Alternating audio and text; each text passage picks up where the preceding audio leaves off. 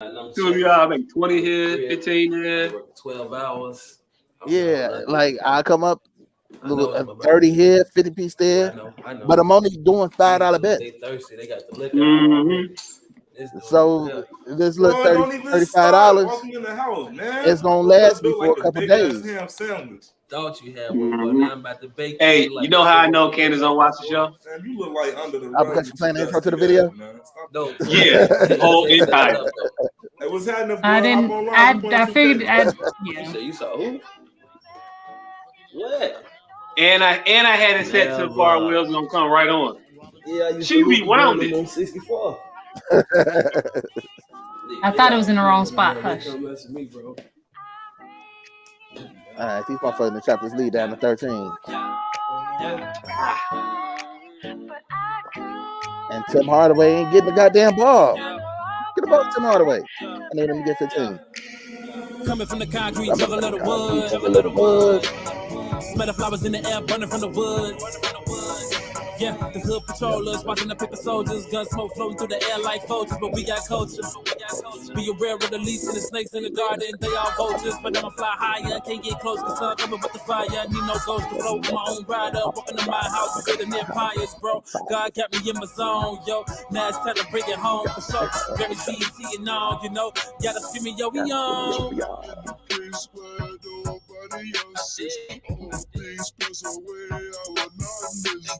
Look into the mirror, the shit was way different. Lost my reflection, man, I almost kissed it. Chilling in a place where nobody else is. All things pass away, I will not miss it. Look into the mirror, the shit was way different. Lost my reflection, man, I almost kissed it.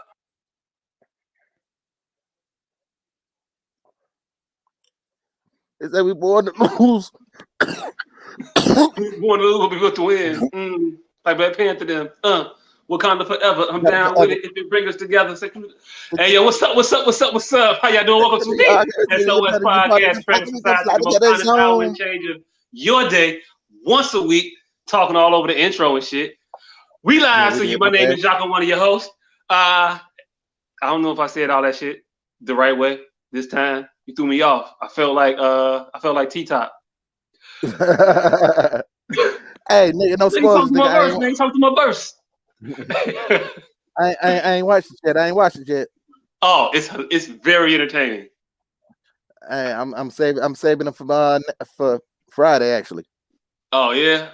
Well, hey, look, all the Mook battles from this point on is must see TV. These shits is entertaining as hell. But my name is Jocko, one of your hosts. The gentleman that's on the wrong side of the screen right now, I guess he's on the right or the left or whatever. His name is. I am Dion, the asshole professional. And we are 2/3 of the S.O.S. podcast. I just threw gang signs up. It was off camera though, so y'all didn't see it. Hey, yo, look, the way I do 2/3 with my hands, it's gotta be a gang symbol. Man, how can you do 2/3 with your hands? You only got 5 fingers. Hey, look, easy. It just seems wrong. It just seems wrong. Like, you know, you do it real quick. You be like, yeah, what up? Boop, boop. And it's like, wait, that wasn't a gang sign. That was 2/3. Like, this is not the Eisenhower gang. I'm just part of the Peace Bloods, nigga. Peace Bloods. Right. Peace Bloods. Hey, yo, look, could that be a thing? Can you be a part of like some type, like a Salvation Army style blood drive giving entity? You call yourself the Peace Bloods? A peaceful gang? Yeah, they call fraternities. Hey, look, I don't know. I was watching Dateline or one of them shows a couple weeks ago. They was a family got a lawsuit against the fraternity right now because they want some answers about their boy's death. Freshman died of alcohol poisoning. Yeah. Damn, it's fucked up. Really fucked up. I said that's fucked up. Rush week is a motherfucker. Hey, look, Rush week a motherfucker. I don't know what the Zeta, Phi, Chi, Epsilon, Kappa, whatever they were. But yeah, it was a motherfucker.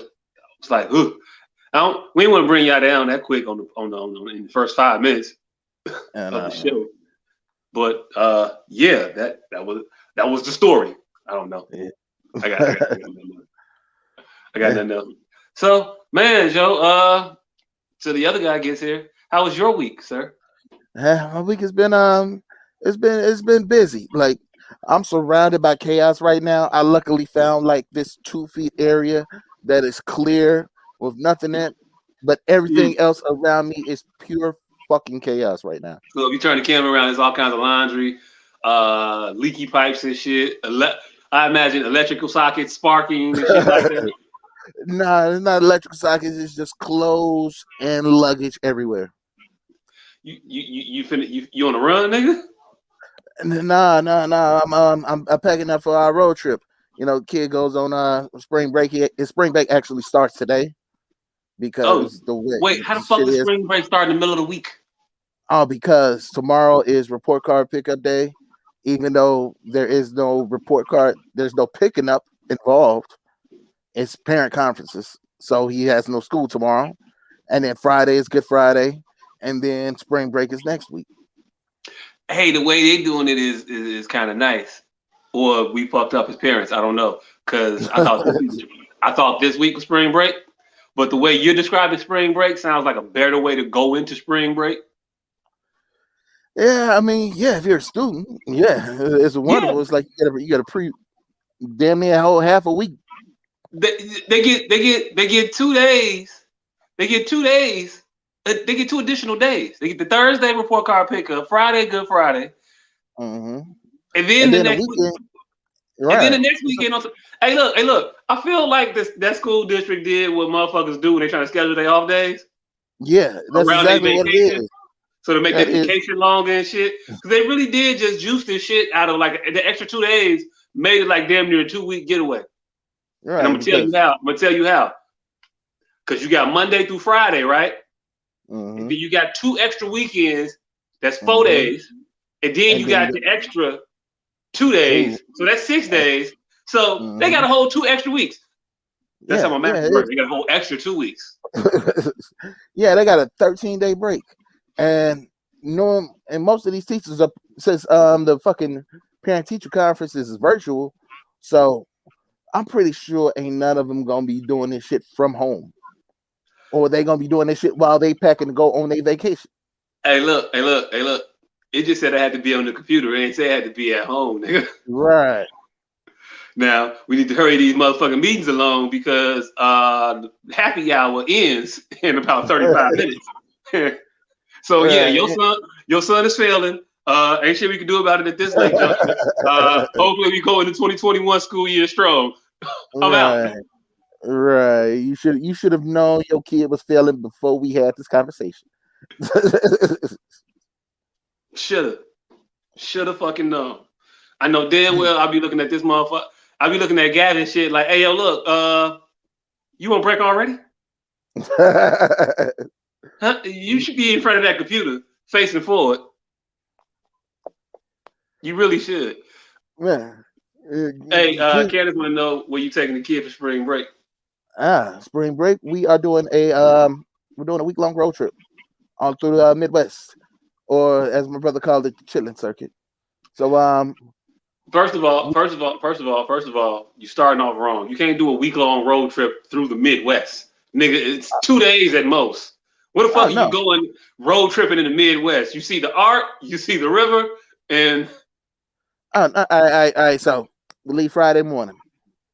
We're going to Memphis. So we're gonna be in Memphis until Sunday, and then Sunday we leave Memphis and we're going to Little Rock. We're gonna be on Little Rock. Y'all ain't doing no real road trip. Y'all visiting your kinfolk. Nah, I got a family. No, none of these places. What the fuck is you? Okay, so what the fuck is you going to Little Rock for? Little Rock got a bomb ass zoo, and then they also had this Museum of Discovery that I wanted to take the kids to, but unfortunately they had a pipe leak, so that's closed. I found that out after I booked my Airbnb, and so we are going to go to this place called Big Rock. I think it's Big Rock Gaming, some shit. It's like a big go-kart, miniature golf, a whole bunch of other shit like that. But I'm a little questionable on that because I was reading their Facebook page yesterday, once again, after I made my reserve my Airbnb, and these motherfuckers say, yes, we are open, despite the pandemic, despite the struggles of trying to fill staff and armed robbery. Through all of these things, we are still open. And I'm like, yo, who the fuck is committing an armed robbery at fucking Haunted Trails? Like, who's sticking up the arcade? Hey, look. If you commit armed robbery or Haunted Trails, does that make you a pirate? It does. You could be considered a pirate. Yeah. All right. Yeah. All right. So she said, Candace said, are they black owned and what type of marketing? Nah. They're not black owned. I think that might be, besides the zoos, I think those might be the only places that I'm going to that are not black owned. I got a list of black owned restaurants that I'm going to, especially the one in Little Rock, because it's supposedly right next to where I'm staying, so I'm probably gonna be there at least 2 or 3 times. Hey, not to be derogatory about my people, but I don't think on the list of non-black owned things that I want to deal with, I don't want to go to a black owned zoo. I think I would. I think that shit would be. I don't think I would. I'm gonna tell you why. The main reason is that I think it's gonna feature pit bulls, and and I think you might get bit. That's the only that's the only reason. But there's definitely gonna be pit bulls at the black owned zoo. I have no doubt in my mind about that. At all. I don't know if we're the right motherfuckers to get involved in zoos, though. I'm just saying. I'm here for it, nigga. Go to a goddamn zoo, see a giraffe with a Jesus piece. Dope. What you mean giraffe with a Jesus piece? I'm talking about how. Do you know what a nigga would do at a zoo with animals and a chain and a feed bowl and leaving for a week and a half? I'm just saying. You don't want to come back. You don't want to come back to a llama tied to a tree with a bowl right there and some water. Like, it'll be all right. It'll be cool. Hey, nigga, fuck you. I'm here for it. I want to go to a goddamn zoo and see a penguin walking around and some Jordans. I'm here for all of this. I wish we had a black-owned zoo. Hey, look. First of all, a penguin and Jordans. That sounds like something out the Universal Circus. Indeed, and if they're not doing that, why they not doing that? Because that would be dope as shit to see like 15 penguins all walk out in like some 11s. Right, because matter of fact, penguins and chucks, because penguins naturally look like they crip walking. Therefore, chucks would just be. Hey, look, you're not gonna have these neutron ass crip walking dancers. And now I kind of want to see that car commercial because you know it's gonna be. It's just it. Hey, look. First of all, keep your comments to yourself, Candace. She's talking about animal cruelty. How the fuck is it cruel to put some Jordans on a penguin? Yes, it's never cool to put Jordans on a penguin. That's got to be the most kind thing a motherfucker's ever done for a penguin. You know how cold a penguin's feet gotta be? Hey, we got that guy whose name we don't know down there. What the fuck did I walk in on? Cooler than the Jordans on penguins. Because Candace want to act like putting Jordans on penguins is mean, and I'm saying, like, have you asked the penguins how they feel about this? We're speaking about the virtues of a black-owned zoo. Oh yeah, that's what we was talking about. Yeah, but I took offense. You niggas was being racist in this motherfucker. He was being racist. I was kind of being a realist. No, I was supportive of my people because I want to see the goddamn penguin and the trucks, and I want to see the giraffe with the Jesus piece. I want to see the lion with his hair braided, with his mane braided. I need all of that. Hey, he went full racist. I just figured that, you know, I know my people. I know my people, and I know damn well we gonna tie a fucking llama to a tree with a feed bowl and some water, and leave for a week and a half. I mean, You I'm niggas just ain't saying. shit. You don't act like a motherfucker ain't there. Don't act like we was putting our dogs in kennels and boarding our dogs and shit like that. No, anybody, you ain't never found a black person that boarded their dog. Now, what we will do is put that motherfucker in the backyard on the chain, put some food back there, some water, and go on vacation for a week and a half.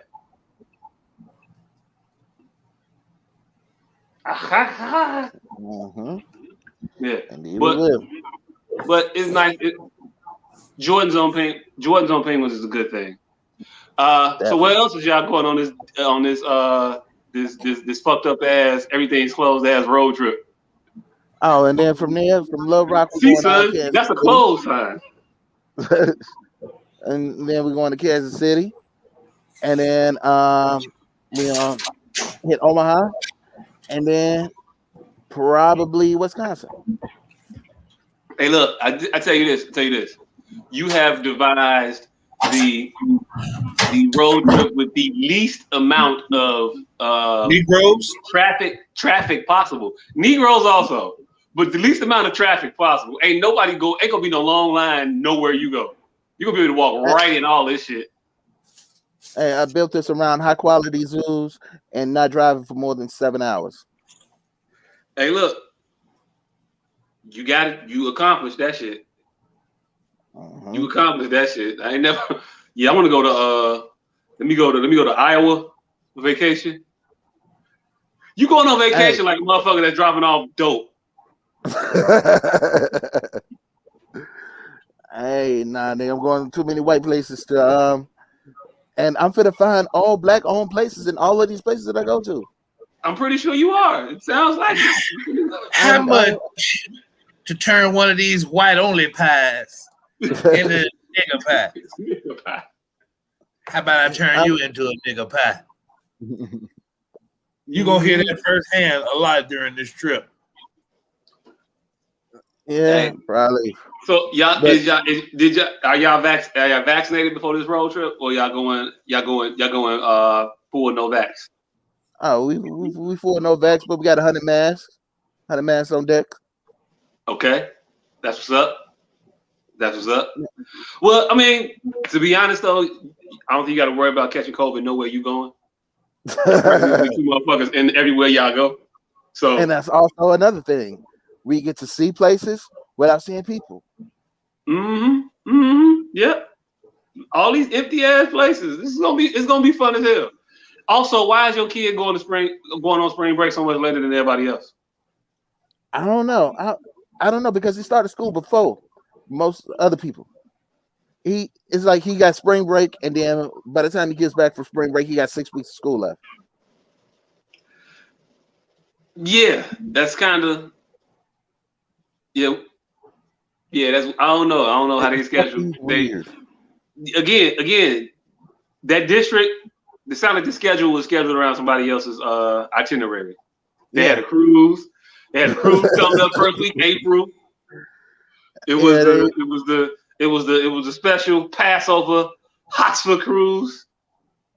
Hotspur get your rules back. That was my best guess. That's some Jewish shit. I don't know. they scheduled this school year around fucking motorcycle week at Myrtle Beach or some shit. Motorcycle weekend at Myrtle Beach. Right, like we know it's gonna be from the 8th to the 12th, so we got to make sure no matter what we do, we're not in school this week. I ain't coming to work. I'm telling you that right now, fam. I don't give a fuck what y'all do with them days. I ain't coming in from the 8th to the 12th. I'm down. Right. I'm down in Florida. I'm riding motorcycles. We spinning menorahs and dreidels and shit. Hey, look, I don't know how to further put us in jeopardy with any more Jewish jokes. I don't know. I don't even know if these are offensive because I'm so culturally off on the shit. I don't even know if the offense actually lands. All right, trailer, all up in this bitch. Right. Motherfuckers like, we don't even dreidel for Easter, you dummy. What the fuck is wrong with you? That's Christmas, bitch. Well, you probably would trade it if you didn't kill Jesus, motherfucker. Ooh.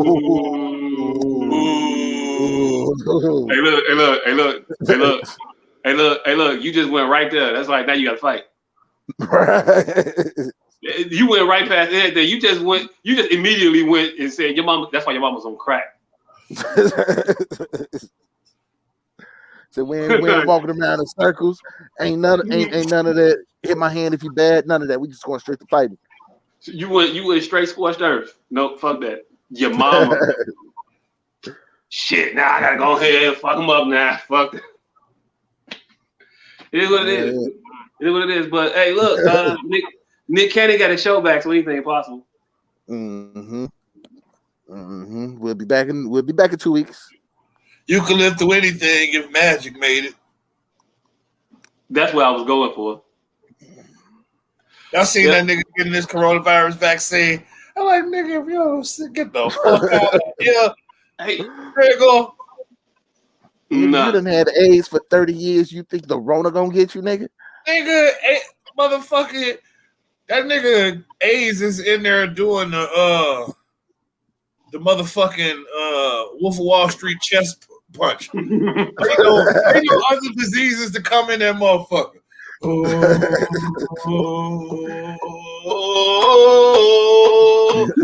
Sitting there waiting on other shit to come in there to throw down. Right. Hey, that nigga AIDS we in there know like Magic done caught syphilis. He done caught tuberculosis. He done caught pneumonia, malaria. Magic done caught some of everything in the last 30 years. His age been in there whipping shit's ass. Whip it. Hey, look. That's the reason he ain't got arthritis now. Hey, that nigga AIDS in there like Peoples from that Shaft movies. You got to kill me. You got to kill me. I said, hey, Peoples Holmes. He might not have said who stabs themselves and why he didn't die. Right. First of all. Right, and if you've never seen Shaft, fuck you. Yeah. Pretty much. But yeah. I mean, he stabbed the shit out of himself with an ice pick that was rather long. Right, that nigga just poking himself. Hey, for no reason. Hey, I didn't find out that nigga wasn't Mexican for at least 10 years. Hey, look, I just found out that motherfucker was Mexican like a week and a half ago, 2 weeks ago. Nigga, that's one of my favorite actors. Manchurian Candidate, he sold it up. Oh. Hey, I just found out he wasn't. I just found out he wasn't Puerto Rican on this podcast. Damn, nigga. Hey, see, that's how the fucking go, nigga. Hey, and he's one of the wokest motherfuckers. I found out that nigga wasn't Mexican at all when the motherfucker cornered me at a black awareness rally. Nigga. Hey, look, wait. Did he W.E.B. Du Bois you at a black awareness rally? Brother, I was coming out of a seminar and he was walking into another one, right? And I don't know what the fuck I said, but he went right into it. It was right around the time of the Manchurian Candidate too, because I felt like he was way too big a star to be around me in such proximity to the nonsense that I was there for, and he just lecturing and shit. When I seen him in the Manchurian Candidate, he automatically went from that nigga from Shaft to an A-list celebrity, or I ain't gonna say A-list, but you know, up there. He wasn't a nigga from Shaft no more. And then I seen him at the Black Awareness rally. He was approaching Jeremy Piven levels. Right. And then I seen him at the Black Awareness rally, and he shot right back down the fucking Shaft again. I'm like, nigga, what are they paying people here? It was him and Beverly Johnson was fucking presenters. So you know they was. Hey, by the way, before you finish that story, this is shaping up to be the most racist podcast ever. By the way, you knocked him down points because you saw him at a Black Awareness rally. You said, "Wait, this nigga down for the cause? Oh hell no, you can't be no star." No. Had I seen him at a more reputable function, it'd have been okay. But I seen that nigga with Reverend with Randy Watson and And the Reverend, no, nigga. The Reverend and them and Randy Watson and Creflo Dollar. Reverend Jenkins, Deacon Fry. Been my pastor. All the janky church figures. He been my pastor since I was a little boy. No, nigga. No. And I seen that motherfucker somewhere. I seen that nigga at Wakanda Con, nigga. I seen that nigga somewhere that wasn't supposed to be happening. He might have been in Black Panther. Shit. No, nigga, he was presenting at a rally that wasn't associated with Disney in no way, shape, or form. No, what I'm saying, if he was at WakandaCon, he might have went to WakandaCon because he was in Black Panther. And now I'm thinking that he's definitely somewhere in the Marvel Cinematic Universe. I just don't know where yet. But I bet money that motherfucker's in there. Everybody's in the Marvel Cinematic Universe, nigga. Marvel Cinematic Universe that started encapsulating Blade and Howard the Duck. Nigga, everybody's in the Marvel Cinematic Universe. I mean the good universe. I mean the universe we all actually attribute to the universe. Oh, well, that brings up a question. Do the first 3 Iron Man movies, do that count? Yeah. Nick Fury in all the motherfucking movies. They connected. I know they are connected, but are they connected to this continuity of movies? Right? Iron Man 3 is when this shit really started. Iron Man 1 is when this shit started. No, Iron Man 1 is a completely independent movie. Watch the motherfucker again. Yeah, yes. I mean, yeah, Watch nigga, Disney didn't get involved until I think after the first Avengers movie. Right. But yeah, it's still all the same shit. No, I think the continuity carries from Iron Man 1 all the way through all the shit.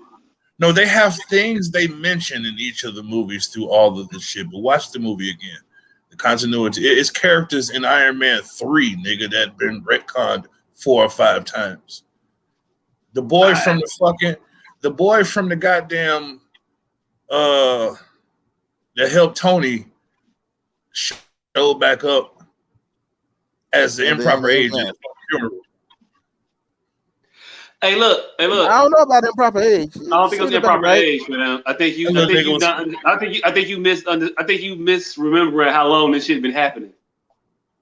No, I think you misremember how long this shit. That little nigga should have been 35. He was in Iron Man 3, right? Yeah. Mm-hmm.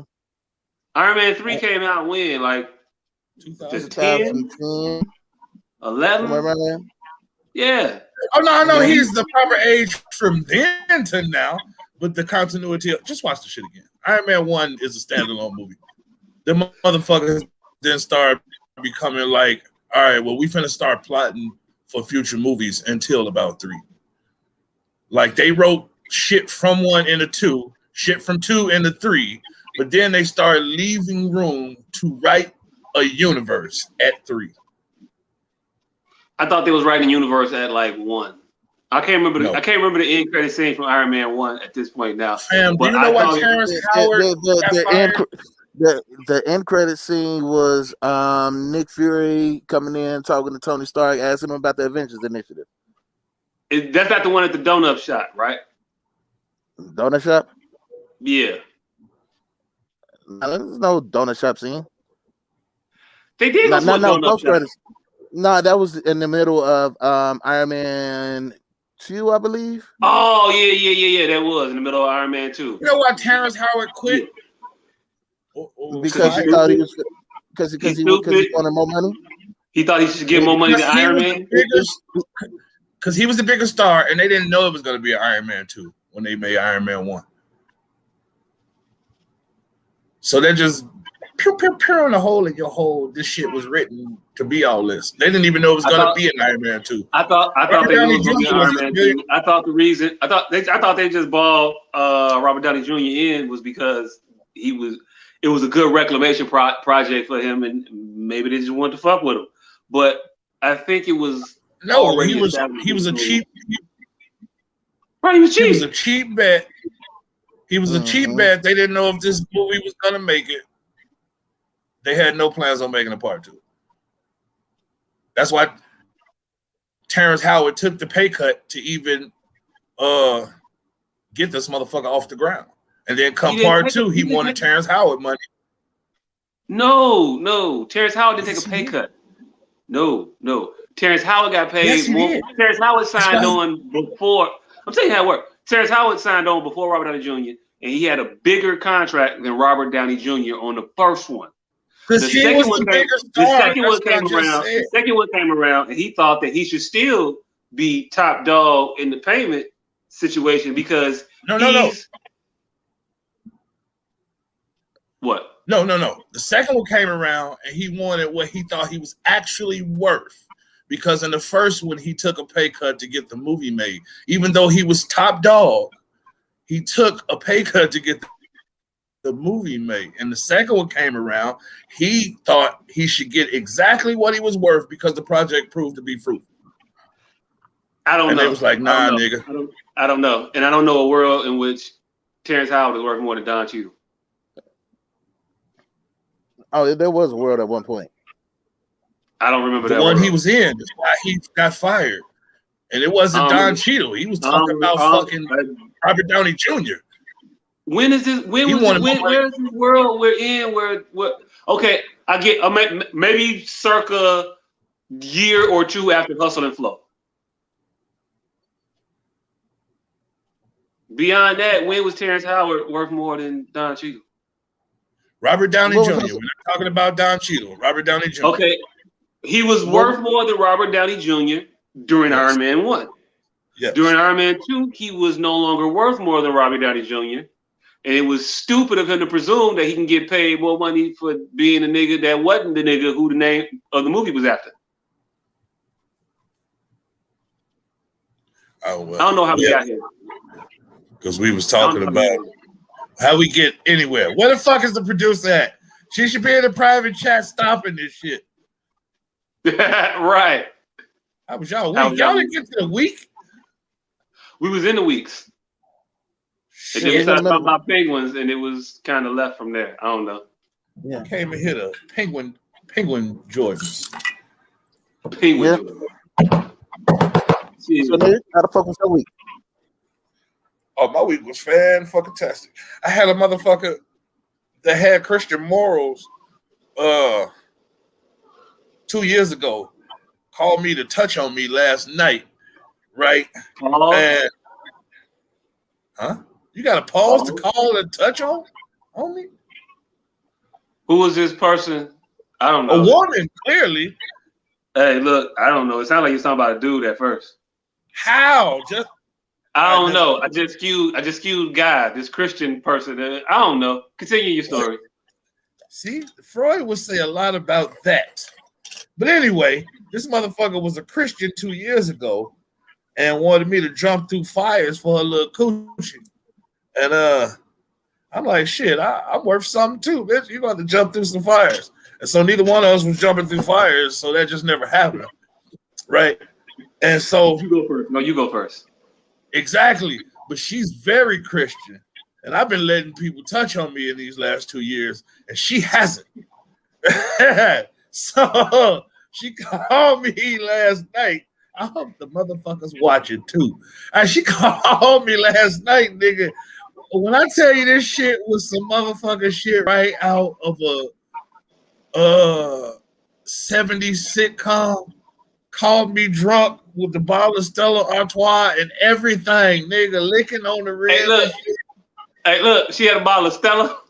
Fam, licking on the rim and shit, but like acting like it wasn't sexy, acting like she wasn't trying to be sexy, acting like she just wanted to lick the rim of the bottle.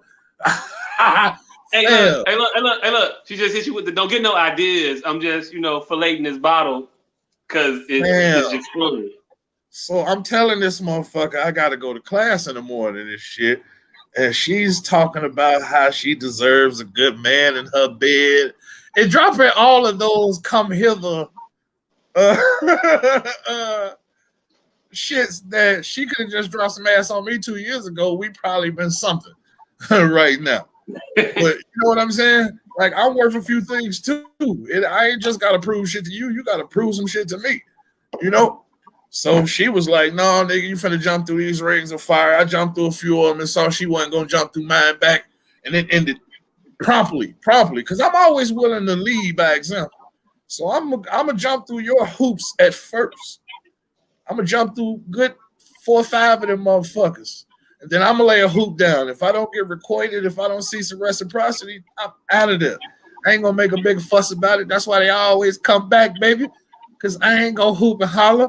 I'm just gonna turn around. I'm gonna tell you, motherfucker, I'm worth more than this, and I'm out of here. Motherfucker called me at 11 o'clock last night, licking a Stella Artois, talking about, I don't know why God. It did. Oh, you can't wait, get no I don't know why God. Yes, you can't get no more I don't know why the Lord put this on my heart. No, not put this on my heart. I don't know why the Lord. Basically telling me I ain't shit. I don't know why the Lord won't. But asking for sex and telling me I ain't shit all at the same time. I don't know why the Lord want to see me alone and won't put a good man in my path. And I'm like, yeah, you basically calling him for dick, but insulting me at the same time. I don't realize if you understand the shit you saying right now. And had I been 2 or 3 years prior to this, I might have just went over there just off the sake of going over there. But no, I know my motherfucking. Don't say you know your worth. Don't say you know I know your my worth. motherfucking worth. I know you my know God your worth. Hey, that's what's up. Fix your crown, King. Fix your crown, King. Yeah. I know my motherfucking worth. And I'm not, and as we approach my 40th birthday, fam, I am no longer just going to be somebody's plaything for play. Either you gonna pay me my $40 or we gonna be something for real. Like, I'm willing to take the $40 and leave. I'm all for that. I've been several women's plaything, but you ain't gonna try to hold off on the $40 and still kick me out afterwards, bitch. I want a hug. Hey, look. If you don't get a hug, it's bogus, right? That's just demeaning. Fam, as we talk, one of these motherfuckers just inboxed me talking about, hey, boo thing. Nah, bitch, where's my $35? Hey, look, first of all, why you take 5 though? I took 5 because that's all she had was cash on her at the time, and I don't have Zelle. So now she think because I don't have electronic payment that shit was just on the house. No, fam. I don't have electronic payment. Hey, look, she's pretty much right. She's pretty much right. She pretty much is, because I can't beat her up and take $35. So if I don't, I have to somehow trick her out my $35 and get double paid one of these days. Like, get one before and after. It's gonna be tough, but I'm getting my I'm getting my $35. Hey, look, I'm gonna tell you right now, you ain't gonna get it before and after. It ain't gonna be like that. It's gonna be you have to chop this shit down like swing by swing. $6 at a time. Yeah. I got you gotta get 43 one day, 47 another. One day you might get $54 and it's gonna be a good day. But you ain't finna get just that whole 75. Nah.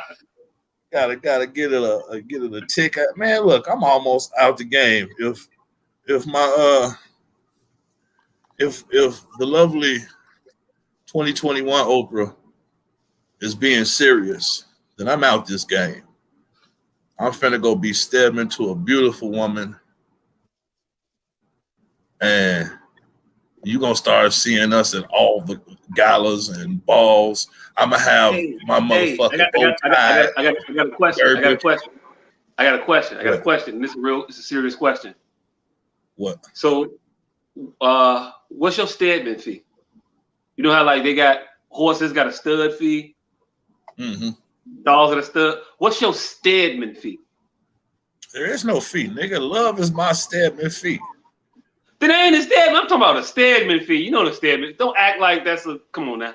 No, you talking to Gigolo. You would not besmirch the man Stedman. That nigga's a lawyer. He's a look. all right, look, just because men get with powerful women don't mean they living off them. I ain't say he's living off her. He's not a gigolo, man. I think he may be providing a service. Yes, he's a kept man. Yes, that's and it. So what's your kept man fee? Because if you think for a second that Oprah could be out here, flirting around with Jamie Foxx and shit like that, if Oprah was not Oprah, if Oprah worked at Menards, if Oprah worked at Menards and had one of her coworkers just bury his head in the titties and shit, you'd have a problem with it. But Oprah working as Oprah, hey, look, you let certain shit slide. That's all for cameras. That's all for cameras, man. That don't make it better. I'm not put at ease because my bitch out here just fucking with niggas on camera. Look, hey, when you fucking with a powerful woman, fam, you got to make some exceptions. All I'm saying Stedman ain't no sucker. What he is a well-dressed, well-manicured trophy. And I'm with that. I'll be well-spoken. I'll be clean. I'll be all of that. What's your fee for doing that?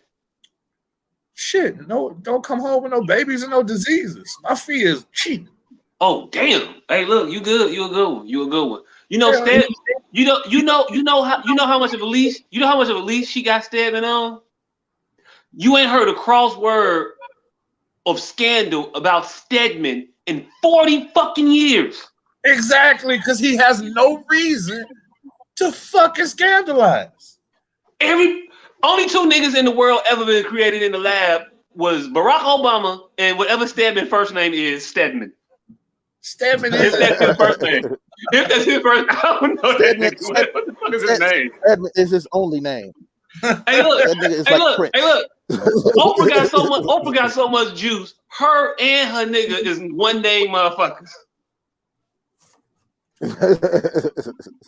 You ain't never got one name abilities just off of being associated with another one name motherfucker. You so powerful. It was Cher and Sonny Bono. It was Cher and Sonny Bono. Madonna and the Detroit Pistons. Damn. Hey, we keep answering the fuck out of us. Stedman Graham. Okay. Nobody calls that nigga Stedman Graham. Oh shit. Or maybe just me. Stedman was his first name, nigga. Hey, look. I wasn't sure if it was his first or his last name. I don't know. We have yet to get to a topic. Yeah, so that was my week. I'm halfway in love. If the motherfucker's being serious with me, I'm out of here. I'm leaving this state. I am out of here. I'm going. I'm finna go start a beautiful union. That nigga say leaving the state. Hey, somebody just said, I ain't see who said it, but they said Rodman. Oh, TV said Rodman. Hey, look. If you think for a second that John Sally ain't get in on any of that. Hey, hold up. Why I see a motherfucking remastered photo of Madonna and Michael Jackson from like 92. That white motherfucker was bad. Hey, look. I don't know what she was. I know everybody was trying to get some of them though. I've never seen Madonna not look like a 80-year-old Italian white woman. But in this one particular photo, nigga, she looked like a thinner Marilyn Monroe. Hey, look, I've never seen Madonna not look like a Louis Vuitton clutch. So me either. Like I said, this one photo. I'm like, God damn, is this Madonna? Because I thought it was a Photoshop of Marilyn Monroe and Michael Jackson. But I'm like, no, this is fucking Madonna. Mm-hmm. All right, so I don't know where y'all want to start. It was a bunch of shit happened this week. Where y'all want to go? Hey, let's get the rough shit out the way. Is anybody watching this motherfucking George Floyd trial? Absolutely not. No. I've seen this movie. I know how it ends. No. I've seen this movie. I know how it ends. Overwhelming amount of evidence. Hey, look. No defense. They not finna get me. They're not finna get me. They didn't got me with Queen and Slim. They didn't got me with American Skin. They get me with, and they're not finna get me with the trial of Derek Chauvin. They're not finna get me with that one too. That's fucked up. It's fucked up that we so inundated with nonsense that we know that cocksucker name and not American hero Stedman Graham. Hey, look.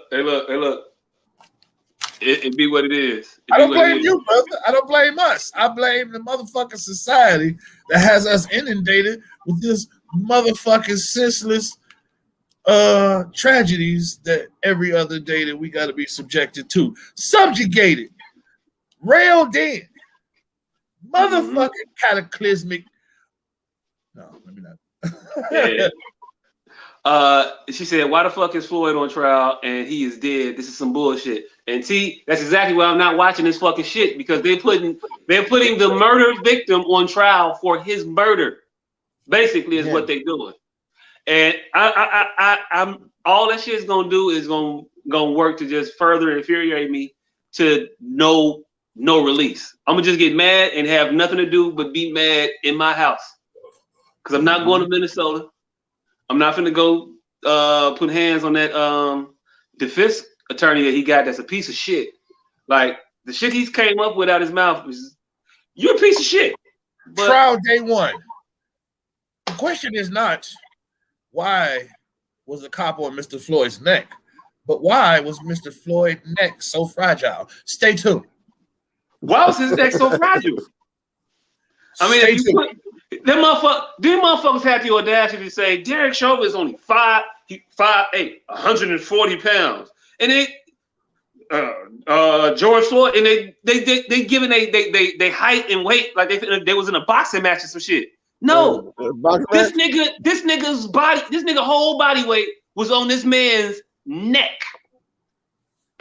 Your measurables don't matter at that point, fam. Your whole body, it's a human on my neck. The fuck you think gonna happen? Motherfuckers say the question isn't why were we leaning on his neck, but why the fuck was his neck so goddamn fragile? Day one? Y'all came out with that day one? They won. What?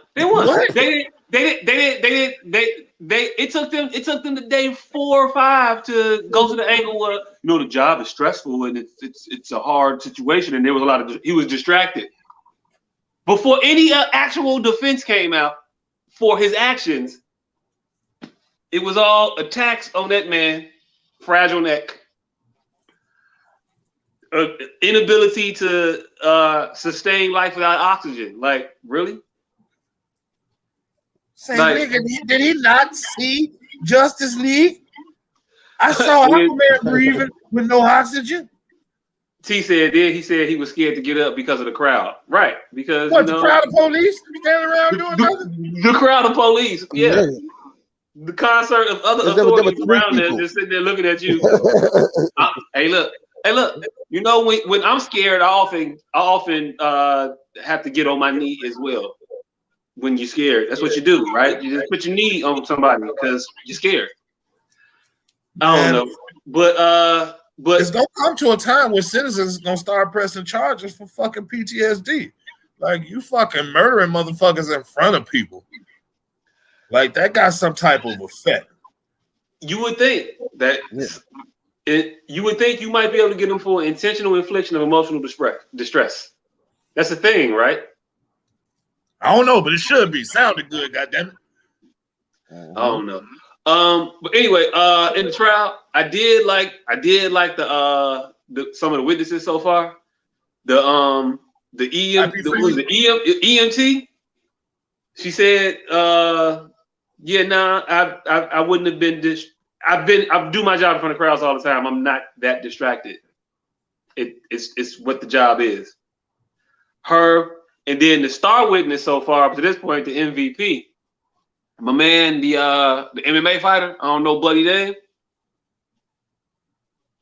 but that motherfucker stood tall on the stand. They were trying to get him into some bullshit. He was like, nah, he murdered that man. That was murder. Yeah, I told him he was murdering that motherfucker, and the motherfucker looked at me like, was like, nah, you murdering him. It's a blood choke. And he was like, nah. And they tried to hit him with the isn't it trues but for who's wits and all that bullshit. And dude was like, nah, you murdered that man. So I applaud Buddy for standing tall. I think they had another witness, the kid that saw it, the one that taped it. Nigga. What? You know, you started this off by saying you haven't seen none of this shit, right? I haven't. Oh, look, I'm not watching the trial. Look, I'm not watching the trial. I'm aware of what's going on in the trial peripherally. Yeah, I read. But I'm not watching the trial. I read somewhere that like the first couple hours today couldn't be showed because there were 4 minors testifying, and you can't record minors testifying. Mm-hmm. So I didn't read that part yet. So basically, this police officer murdered this man in front of kids, children, and in this 8 minutes that he had his knee on this nigga neck, he didn't think, oh, there's kids around. At least think about the kids. What about the children? What about the babies? I want to address this comment real quick because I see this a lot. So she said the comment was, why do all the families choose Ben Crump? No one has won anything other than settlements with him. Real quick, Ben Crump does not criminally prosecute anyone. He can't. You have to have the government, the state, press charges against a person criminally. So the district attorney is the person that's going to be able to bring charges criminally against anybody else. Ben Crump doesn't have the power or the opportunity to do that. He can only file and move a case through the civil court, and that's the only power that he has. That's why all he gets is settlements, because only thing you're gonna get in the civil court is a settlement. He's not that kind of lawyer. He's not a criminal trial lawyer. So that's why. But I've seen that a lot, and it's just like, man, Joe, we got to stop that narrative when we see it of some of these people being vultures and just wanting to be ambulance chasers and shit like that. Those people exist. They do. And I don't know if you went over this last week or not, but everybody ain't them. Some of these people are that. She said he needs to be taking all these cases. He take the ones he can. But again, everybody don't like Ben Crump. Ben Crump can't be everywhere at the same time.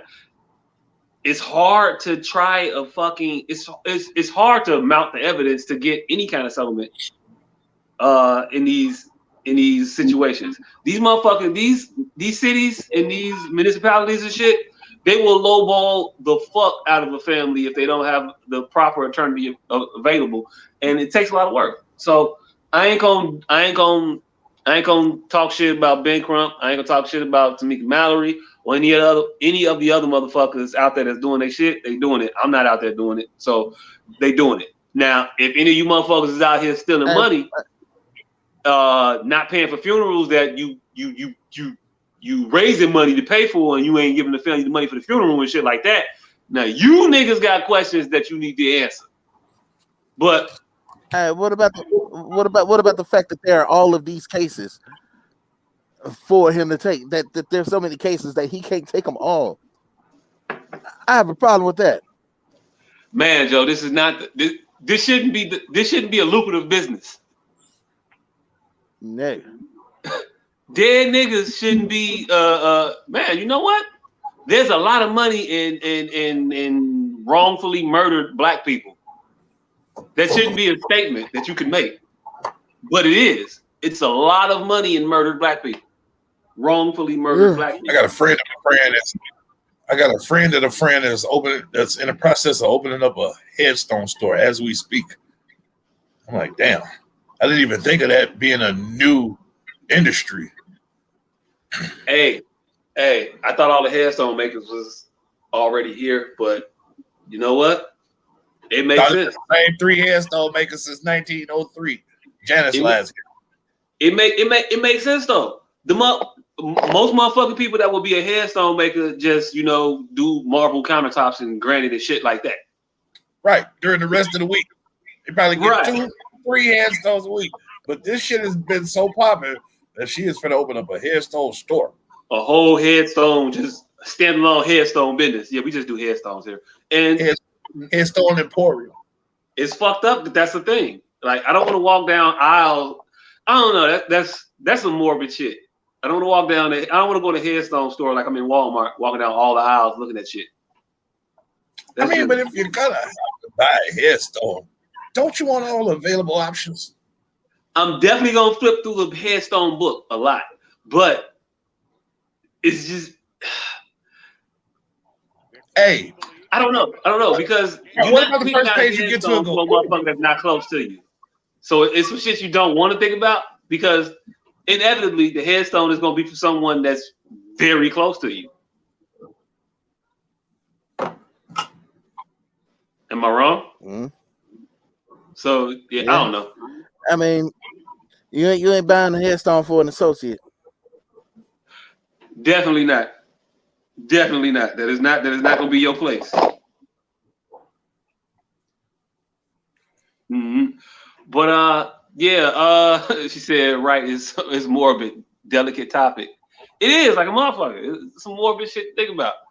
But anyway, back to the Chauvin trial. I'm waiting on the Chauvin trial to start. So whenever that kicks into place, that'll be what's up. Hopefully it come out the way it should come out. Murder, life, needle. I don't know what the fuck they do in Minnesota. Chair, needle, whatever. I think it's needles in Minnesota. But hey, life, needle, one of the two. And we could say justice has been served. And then we can move on from there. But until motherfuckers get rid of qualified immunity and start making officers carry liability insurance and shit like that, we're gonna continue to see this shit forever. I just don't see it stopping, short of some shit like that. Yeah. Yeah. Any other thoughts, gentlemen? To get this heavy shit out the way quick. Yeah. That's when everybody said they weren't watching that shit. I thought we was moving on. Somebody I'm just hoping this trial reading a whole lot of shit. I'm just hoping this. Ooh, shit.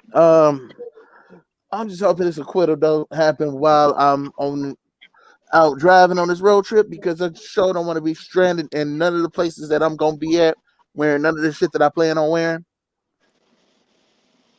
Hey, look, it's not gonna be a good stop at the Iowa end. Right. Yeah. Especially not in my Black America. Watches the news all day. Yes, I listen to and watch the news all day. Don't be shit on it ain't shit else on TV that's entertaining. So I'd rather just be informed. If I can't be entertained, I'd rather be informed.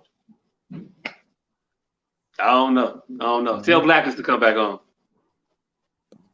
Blacklist is on, nigga. No, Blacklist. Oh, Blacklist. I thought you said Blackish. I ain't watched Blackish in a while, even though I did watch Blackish like the other day, but I just caught up on it. I ain't need to catch up on it. They still doing the same ass episodes every week. No, this week was actually pretty funny. This week was pretty good. I'm old and I didn't know it. I'm old and I didn't know it episode.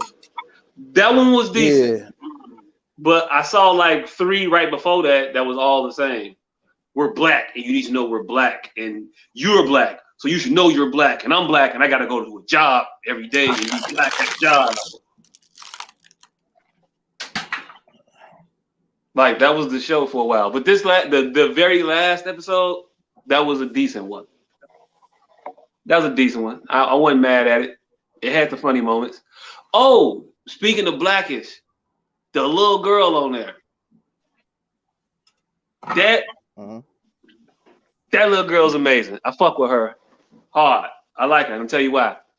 I was on the intermedias, whatever the fuck you call it. I was on Instagram or fucking one of them. I think it was Instagram. I saw it. I can't remember Instagram, Twitter, or a blog. I get my news from a bunch of places. On the social media. But it came out that she said that one is dope. Oh, Masara Martin is her name. Shout out to the producer. She said that she's not in her office, which is a flex for like an 11-year-old. She said we don't do none of that black pain shit over here, fam. Well, she ain't say it like that because she's 11, but she said no black pain projects in my studio, fam. We don't do that shit. We like good entertainment over here that don't make a motherfucker be traumatized after. And I fuck with that. And I want to see more of her movies now. I want to see more of her movies. I was a little iffy after the Parent Trap, Little Giant, whatever that movie was. Was it Tiffany Haddish? Yep. And Regina King? No, it wasn't Tiffany Haddish. That was Issa Rae. And Regina King. Oh, Issa Rae. Yeah. Yeah.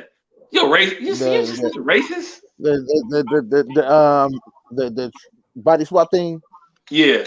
Hey, it was called Little. Thanks for the producer again. You are an invaluable part of this show. Killing it. All of the shit that we just do not know. Yeah, Little. But yeah, it was definitely, you racist for that because Tiffany Haddish on the shit like Issa Rae. And if a white person that had said it, we'd have called you racist. So if Sharon Osbourne had mentioned this shit out of her mouth like that you had said, we'd have fired her from the talk. Wait, no, they did that already. Sharon Osbourne got fired from the talk. Did y'all hear about that? Yeah. Or she quit the talk. Yeah, I heard about that over the shit. Over the feeling of racist. Mm-hmm. They say it's a shame, but as they say, it's the game. Who gives a fuck? Hey, look. How you feel about that though? I guess not a fuck. Fuck Sharon Osbourne. But trying to be better racist. Hey, look. I don't give a fuck about Sharon Osbourne, but like Candace just put on the screen, they said Sharon Osbourne got a nice settlement. They paid this bitch all her money to go home. See, this is what the bullshit is. How the fuck she get a settlement for quitting her job for defending the racist? When if I quit my job, I can't even get unemployment. It's because she didn't really quit her job. They kind of fired her from her job. But in firing her from her job, they had to tell why they was firing her from her job. And then they didn't really have a good reason. So they had to give all her fucking money.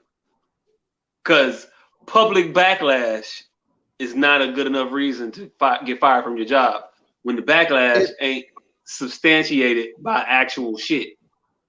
But it is when you are in the news area and your job is to inform, and credibility is one of the things that you need to be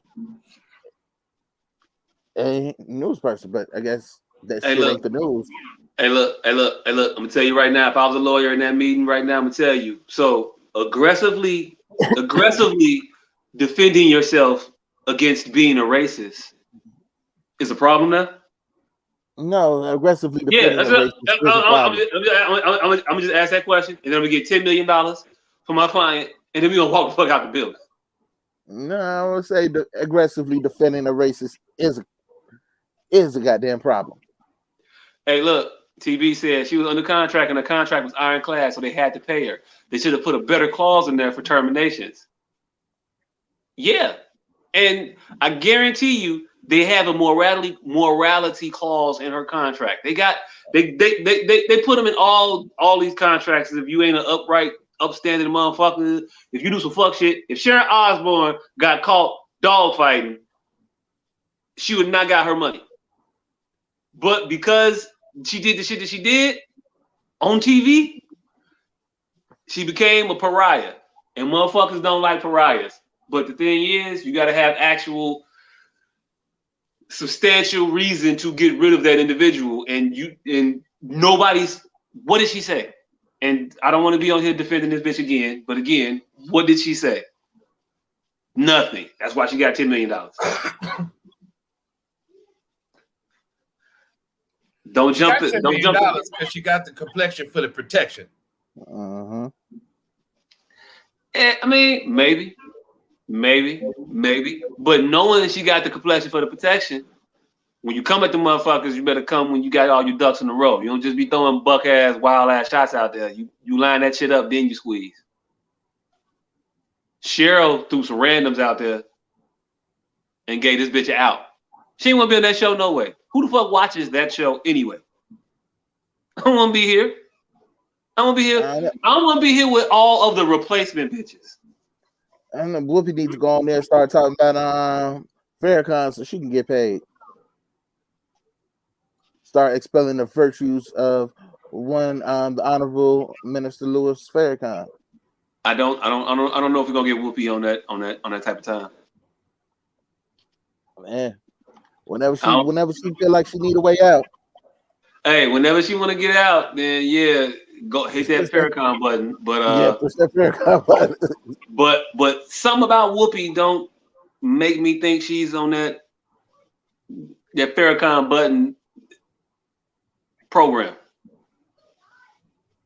She kind of tiptoe. She kind of. What is it? The marriage to Ted Danson? It's the nigga passes for me. It's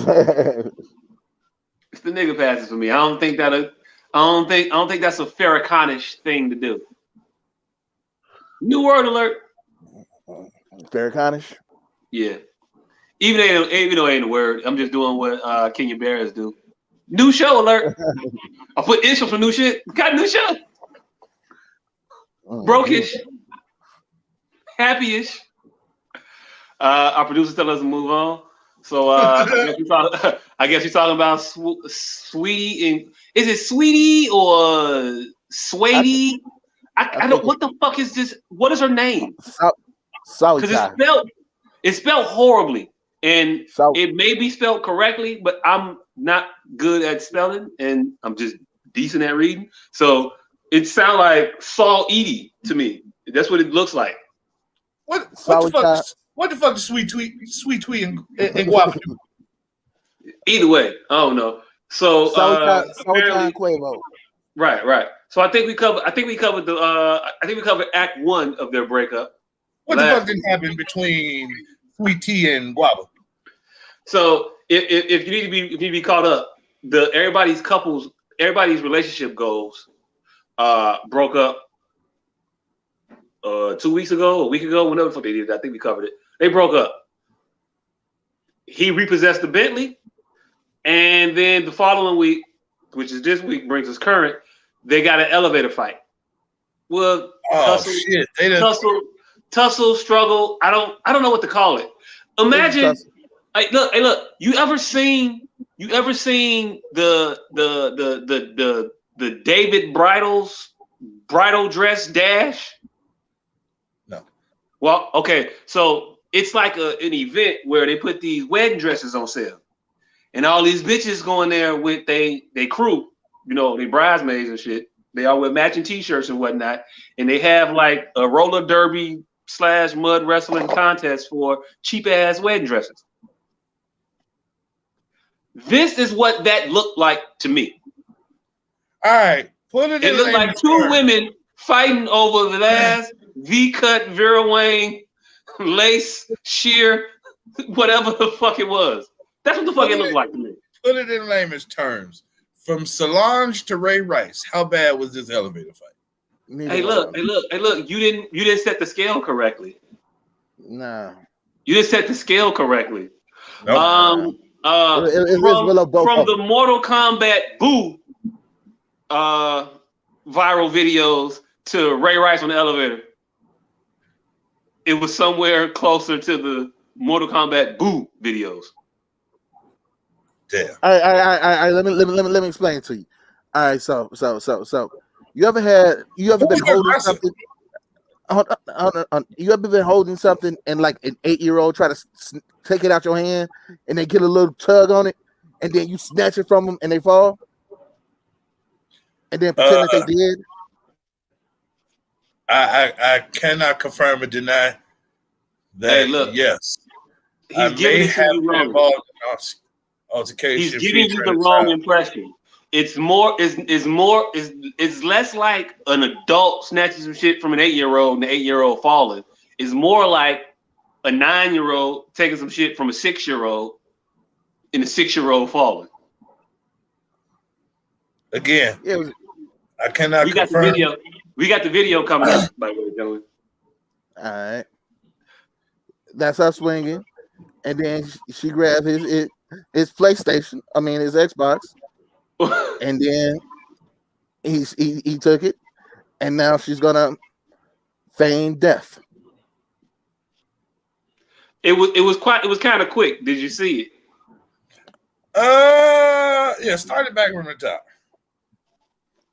All right, so that was her swinging, and then she picked up the Xbox, and then swinging the Xbox.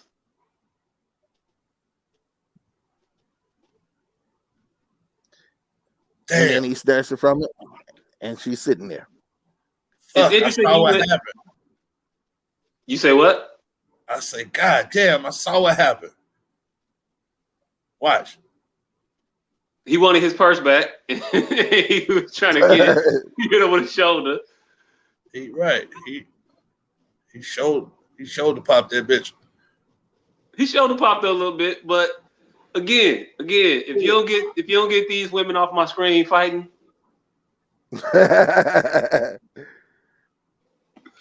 I'm sorry. Hey, look, and this is not me condoning what he's doing. I'm not sitting here like what he was doing was great, and that's how a relationship should be.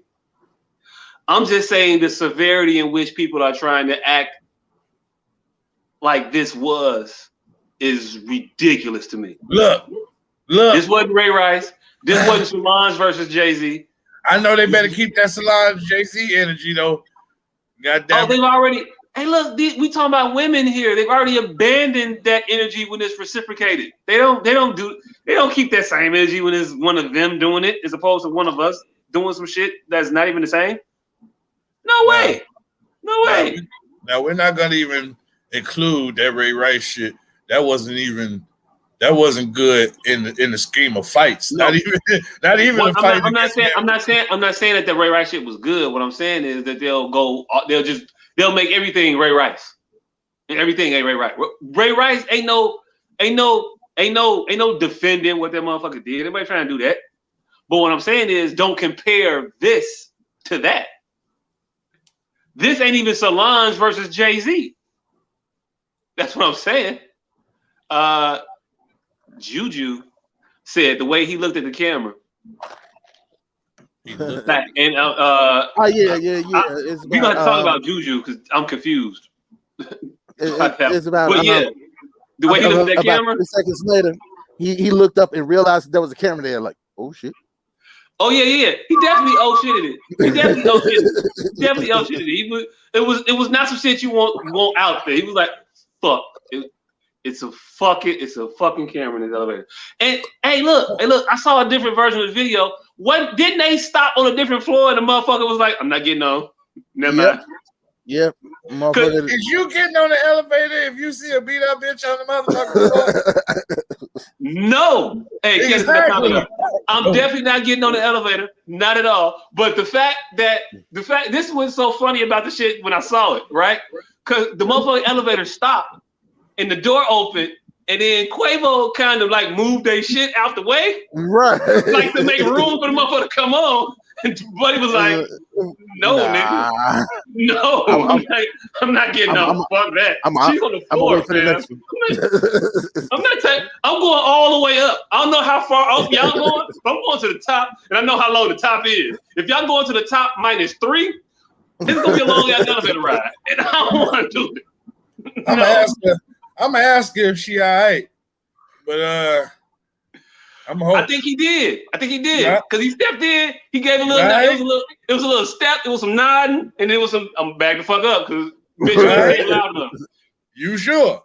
Because this nigga little was hell. So I don't believe you in too much danger. But you on the floor. Are you okay? All right, bitch. All right. You said you was all right. You said you all right. You said you tripped. You said you tripped, and I believe you because looking at you, it don't look like you've been through much of nothing. Looking at him, I don't think he could do much of nothing. Hey, remember you said you was all right, sweet G. You said you was all right, so fuck it. Hey, look, I don't even think she put this video out. Hey, what up, X? I don't even think she put the video out during their breakup. This is how insignificant that the event was in her mind. During their breakup, she went in on the fact that he was an ain't shit nigga and he could probably buy his way back. So she didn't allude to no physicalities being a hindrance or like it was a problem for her. Probably because if that nigga ever bucked up, she could whip his ass if she needed to. Hey, look. 50-50. 50-50. You like her chances in the fight? 50-50. He didn't even fight her like you would fight somebody you was fighting. He looked like he got hooked off on and he ain't want no more of that smoke. So you do what you do next and you just, you get the tussling. I'm gonna get the tackle on. Cause I'm not them hands is too quick. Them hands hurt. Fuck that. She can't spell sweet tea. He can't spell guava. They were meant for each other. Meant like a motherfucker. Hey, what up, Junior? I think somebody else said what up, or somebody else said something. And again, I think somebody else said it was physical abuse. I'm not calling it physical abuse. Like it was physical abuse. But, I don't know. Here's where my shit is always gonna lie. If you have to curb check a woman, it's physical abuse. You shouldn't have to curb. That should have been the most easily restrained Xbox in the history of Xboxes. Hey, look. Once you got a shoulder checker, you deserve the abuse. You deserve whatever ridicule you get from having to get physical at all. Hey, look. There was that. I'm telling you right now, he didn't do that shit off the first rip. He tried to, I'm gonna hold it up with this hand and keep you off with this other hand. He tried to do this shit. And it didn't work well for him. Exactly. First of all, if she's your height, you can't play the reach game. You can't do this. She come take you down, man. I hold men versus women in the same regard as I hold cops versus everybody. I don't give a fuck. Where do you hold Migos? As men, as they claim. I hold everybody as the gender they claim. All right, I don't know. Yeah. The blouses may speak different. I don't know. I hold them as the men that they goddamn claim. He should have been able to restrain that Xbox, and it looked like a child attempting to whatever. But he couldn't, so he deserves whatever ramifications come from behind him not being strong enough to stiff arm an Xbox from a girl. Hey, Juju said it was a little tussle. I saw no one being abused on that video. Now, if she had hit him when she swung, that would have been physical abuse. Facts. Whole time. Now, let me give my disclaimer real quick before people think that I'm a woman beater or some shit. I do not think that is how a relationship should go. And I've seen a few people say that shit. I saw that dumbass shit Adrian Bronner put up there. Like if we got that particular tweet, producer, that'd be nice. Now that'd be you earning this money we don't pay you. I saw that bullshit. If you just had that tweet readily available to pop up on the screen. But I'm trying to pull up what that nigga said. It was just stupid shit. But he get punched in the face for a living, so I expect nothing less. He said, "I ain't see nothing wrong in that video. If you ask me, that's black love. If me and my significant other don't argue like that, then I don't want her because I'd rather have somebody who might punch me while I'm asleep before I take a beautiful woman. Well, he said before I take a beautiful woman who go sneak off and fuck another nigga while I'm asleep. It's the black tough love for me." Fam, that's not tough love. There's two fucking immature ass motherfuckers fighting over the last airweed, this last 27 piece or whatever the fuck it is. Oh shit! I think it's coming up. Oh shit! Oh shit! This is a different one. It said, "I'm behind you, my nigga. Keep your head up. We all know you was a great nigga to that women." he does not understand that word. Adrian Broner sounding real Adrian Broner-ish right here. Adrian Broner he can't type woman for shit. And it ain't my business, but I hate to see another black man get tore down in this world. Bicep emoji culture 3. And I read this one already. But since you put it up, I'll read it again. I ain't seen nothing wrong in that video. If you ask me, that's black love. And if my significant other don't argue like that, then I don't want her, because I'd rather have somebody that might punch me while I'm asleep before I take a beautiful woman that go sneak off and fuck another nigga while I'm asleep. It's the black love. It's the black tough love for me. Yeah. It was equally stupid on the second read around. Actually, it was equally stupid on the second read around. Like, nigga, why don't you have 2 options? women. This nigga. Why is getting punched in the face and having your girl go fuck some random ass nigga while you sleep? The only 2 options. Why can't it be? Hey, what happened? I just think it's funny when that's black love. That's black love. Right. So on the list, I'm not gonna read. Hey, you having a show to check a bitch ain't black love. Man, on the list of shit that will cut a nigga to his soul, getting punched in your shit and having a motherfucking fuck your bitches number 1 and 2, respectively. On any given day, one could be 1 and the other one could be 2. Nah. Fuck another nigga. We ain't no coming back from that. You can punch me. We can come back from that once. I'm not saying that we should be. I'm not saying you should be hooking off on me weekly. But if you hook off on me one time, we could work through that. Some counseling, some anger management for you perhaps. And if this never comes up again, we can get past that. But go sit on that motherfucking dick. We're done. It's no counseling. Ain't no talking. I don't want to. Ain't no conversation about it. Hey nigga, is Candace over there giving you Monday mouth shots, nigga?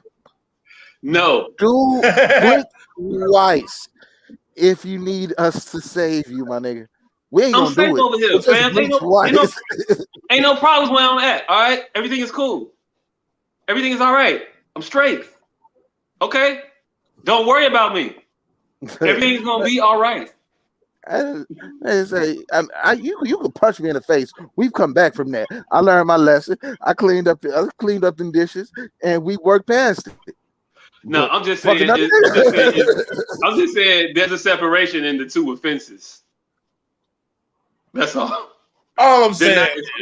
They're not quite as 1A and 1B as he's making them out to be. For me. All I'm saying is on certain days you'll get over a dick before you get over a punch. Pause. Yeah. Hey, look, let's open it up to the floor, because I don't know. I think you might be in the minority in that situation. Nigga. All right. A motherfucker come tell you about a dick from 6 years ago and then swing on you. We still talking about the dick from 6 years ago. Oh no! Once you block that swing, y'all gonna talk about that dick, but it's not gonna be an issue. Hey, look, I do you one better. You could swell my shit up. You could say, I fuck Bobby, and then punch me dead in my eye. Put my shit swole. Soon as I wake up. So you fuck Bobby? That's what I'm going with. I'm not on the swelling of the eye at that point. I have other things I'm more concerned with at that point. This is what I'm saying. Hey, this is what I'm saying. I'm with you. That the knowledge of when that dick happened is gonna take precedence first. Boy, she say some shit in high school. You're gonna be like, all right, well, yeah, we'll square up though. You just hit me in my motherfucking eye. Hey, Yeah, look. we Hey, finna look. do this. Nah. I don't give a fuck if our hair turn gray. I don't give a fuck.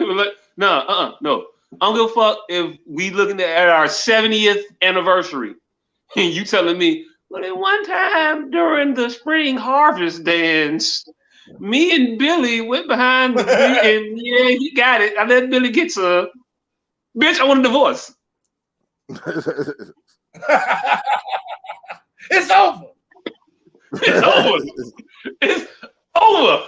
It's over. I don't give a fuck. It could be Russ and Mother Huxtable looking at the painting of when he was a soldier and she was a girl. And if she at that moment wants to confess that, you know, Russell, while you was away, I had a weak moment one time, just one time. And I'm sorry, and it never happened any other time. Hey, look, cancel that shit. I'm calling my son, Heathcliff, you better come get your mama.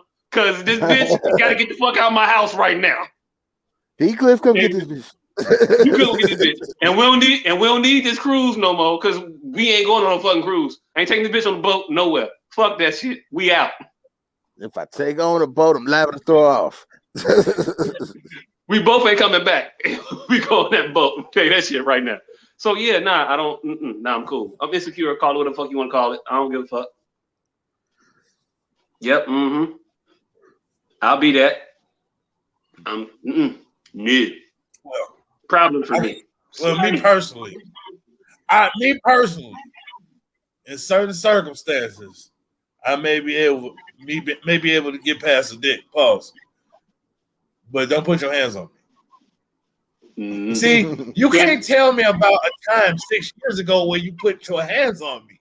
See, that's the difference. We handling this hand shit immediately, right after it happened. Immediately. There is no, I put my hands on, why are we talking about it? I put my hands on you 7 years ago when you wasn't looking. No! As soon as you put your hands on me, it's popping every time. Hey, look, but then if you found out about the dick she was on when it happened, you gonna address it then? It's because you couldn't feel the dick. Pause. Hey, look. Pause. Time out. Stop that. Oh, yeah, that one was definitely 1, 2. Shout out to the producers for putting out these disclaimers at the bottom of the ticker. Yeah, S.O.S. podcast do not condone. Let's be clear. In this scenario, we talking about men getting beat up. We are 1, 2. When you put the dot after it, it makes it seem weird. Like if you just put like a period, like it sounds like it's a butt. Like it's not a butt. We're not condoning it at all. We don't condone domestic abuse, but right. There's no butt. There's no butt. We're not condoning it. Hey, look, 2 exclamation points. All right, that just seems like a little bit of overkill because it sounds like we got something to hide right there. Right. Punctuation matters. Okay, you can't double exclamation mark like everything. Like some shit is gonna be like weird. Like, look, I did not eat that cupcake! Exclamation mark. Like, no, wait, no, don't do it. All I'm saying is, she can spring a dick on you. Pause. Ass whooping you don't be totally aware of in the moment. Hey, look, I feel you. So this scenario, you walk in while she's fucking the nigga. She get off the nigga and smack the shit out you. No, see, we getting away from you wake up. No, you wake up. Nigga gone. She sitting there. She didn't took her shower and shit. She's sitting there in a nice little, around the house attire, smoking a cigarette. Look, you on the couch coming too. Look, this is all I'm saying. Your first reaction is, bitch, you hit me. Or bitch, you was fucking that nigga. Answer the question. This is what I'm saying. You get away from the subject at hand. We all know dick reigns supreme. Pause. All I'm saying is there are circumstances where a jaw jack may take precedence. That's it. That's all I'm saying. There are scenarios where either one could be number one. Like I said, if you bring up an old dick and hit me right in the eye right now, we got a problem. We got a fucking problem. And not with that old ass dick. We got a problem with the fact you just hit me in the fucking eye. That's all I'm saying. We know dick is number one. Pause. But again, certain circumstances where motherfucker busting you in your eye outweighs a dick. Pause. Just in case. Hey, look, Busting the eye outweigh the dick. Pause. Hey, look, we gonna have to agree to disagree on this one. I'm petty. I'm insecure. Call it what you want. I'm not that evolved. Yeah, all of them. Ain't gonna be able to do it. Ain't gonna be able to do it. Fam, so to put a button on it real quick. Never put your hands on a woman. Elevator abuse is never acceptable. Definitely don't get on the elevator during elevator abuse. Damn, you should have let me say what I had to say before you put this button on it. Because that button would have been the perfect button to this. And now what I'm going to say is going to make that all fucked up. So I heard this motherfucker said to his bitch, it was on, I don't know what the fuck I was listening to. It was like white noise in the background as I was in class. This motherfucker asked this girl, he say something that's going to make me happy and piss me off at the exact same time. She was like, nigga. She was like, for real? He's like, yeah, I bet you can't do it. She's like, all right. She's like, you ready? He was like, yeah. She was like, your dick bigger than all your homies. That nigga was like, hit.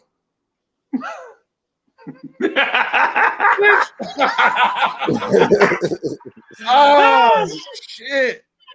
I like to have to die, fam. Like to have to die. Man, I saw that shit. I died laughing when I saw that shit. Like to have to die, my nigga. That motherfucker say your dick bigger than all your niggas. All your homies. That nigga was like, hell yeah. Bitch, wait a minute. Yeah. Like, yeah. Like, rest in peace to that relationship. I don't know. Maybe she could. Maybe it wasn't all that fucked up. Maybe she just talked to all his homies' girls. Like all the guys is homies, and all the girls is what's the girl equivalent of homie? I don't know. Or is that sexist? I'm confused in 2021. I don't know. Is girls homies? Homies as a place filler, fam. That's the only way you're gonna survive in this new world. Like a motherfucker. So if she's homies with all the girlfriends and all the dudes is all bros and shit, then maybe you could, but bitch, I need to verify that information first. Because now I don't trust you. I don't know. Don't tell me the penis sizes of anybody I know. This is a rule of thumb. Rule of thumb. Matter of fact, I'm gonna just make it simple. Don't have no penis discussions with me. I don't need them. You can end it at you think XXX nigga is cute. I'm mature enough to handle that conversation. I'm not here for the penis talk. Save that for your Real Housewives friends. Yeah. So message from me to you. Picnic cookout passes, revocations. Picnic passes. Yep. Pool picnic passes. I don't know how to say it. Whatever. Michael Rappaport got into tat-at-tat with with Kevin Durant. And oh shit, there we go. Okay, here we go. I'm about to read it for you all. That motherfucker cold. Look, she cold. Cold. She cold. All right, so Michael Rappaport tweeted the internet the other day, or Instagram, I don't know, they interchangeable at this point. He said, as most of you know, I receive threats and disgusting messages daily. Nobody knew that, Mike. We're not invested in you at all. But never in my wildest dreams did I think at Easy Money Sniper would be among them. The snake himself is now threatening me, bringing up my wife, and wants to fight. This is supposed to be America's sweetheart, right? Never that, Mike. But anyway, KD didn't get hacked either. Hold this L, champ. Hashtag I'm the real MVP. At Brooklyn Nets. Hashtag I got a story to tell. I have so many problems with that statement. So many problems with that post that man put up there. Beyond where we get into the KD shit. But hey, Madam Producer, if you could bring that tweet back up real quick for us, real quick. She was trying to get to it and she fumbled, so she panicked and she nixed it all down. But I think producer, fuck these people. They can see it done sloppily. It doesn't have to be perfect. I think us and Michael Rappaport have a completely definition of an L. Completely different definition of an L. Completely different definition. Now, I want to break down the tweet before we get into what KD said to cause such a response in reaction from said Mr. Rappaport. Are you finna read this shit? Because I can't see it. We breaking down Mike Rappaport shit. So just real big snitch energy off the top. Mm-hmm. As most of you know, for some shit that none of us know. I look, Daddy. Like a damn snitch. Like a damn snitch. Like about to run and tell somebody right now. Face ass. So never in his wildest dreams did he think a motherfucker that he regularly or intermittently or just this one random time decided to talk some shit about would respond. Never did I think a motherfucker I was talking about would talk about me. That says more about you than it says about them. You're a person too. Mike, you are somebody. Hold your head. Hold your head. I am somebody. I am somebody. Threatening me, bringing up my wife. You making it. You trying to make it seem like he was trying to talk about your wife. KD would never do such a thing and talk about a black queen like that. No, he's just talking about this queen and questioning how she could be in a position to have an affinity for a motherfucker such as yourself. That ain't talking about her. That's talking about you. And he want to fight. Hey, look. If a motherfucker have a problem with the shit you say and want to fight you, there ain't a problem over here. If you worried about a motherfucker wanting to fight you off of shit you say, maybe you don't say that shit about that motherfucker. Maybe just keep your opinion to yourself if you ain't ready to stand behind your words. Because that's what we do. We stand behind our words. And America's sweetheart, like, no. When was he the sweetheart? Ever. Never. When was KD ever America's darling? Motherfuckers say he ain't hacked either. No. Like everybody, everybody knows that Kevin Durant is an emotional tweeter. Everybody know that. Everybody know that. And I give Kevin Durant props for using his actual Twitter handle to come at Michael Rappaport and not one of his fake ones. Oh, so it's because it's because as we'll discuss in a second, these weren't tweets by Kevin Durant. These were direct messages. Yeah, yeah, but he used his real handle. So salute to him for that, because that's a step in the right direction for him. Hey, look. If I want to fight you, I can't give you my burner account because you might not know it's me. I think KD got all the smoke for Michael Rappaport. He's like, I'm not gonna no. Me, nigga. KD, I said it. Kevin, nigga. Kevin. So I wasn't even expecting it. All right, so let's go to these messages because I want to point out. No. Let's go through these hashtags real quick. I'm the real MVP. Hey, you can't be angry at Michael Rappaport been the best in or the best at anything?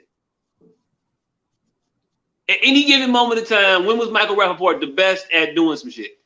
Taking Durant from Kevin Durant. Okay, well, maybe I don't know. I think it's a WNBA player that might have handled it a little bit better than he did.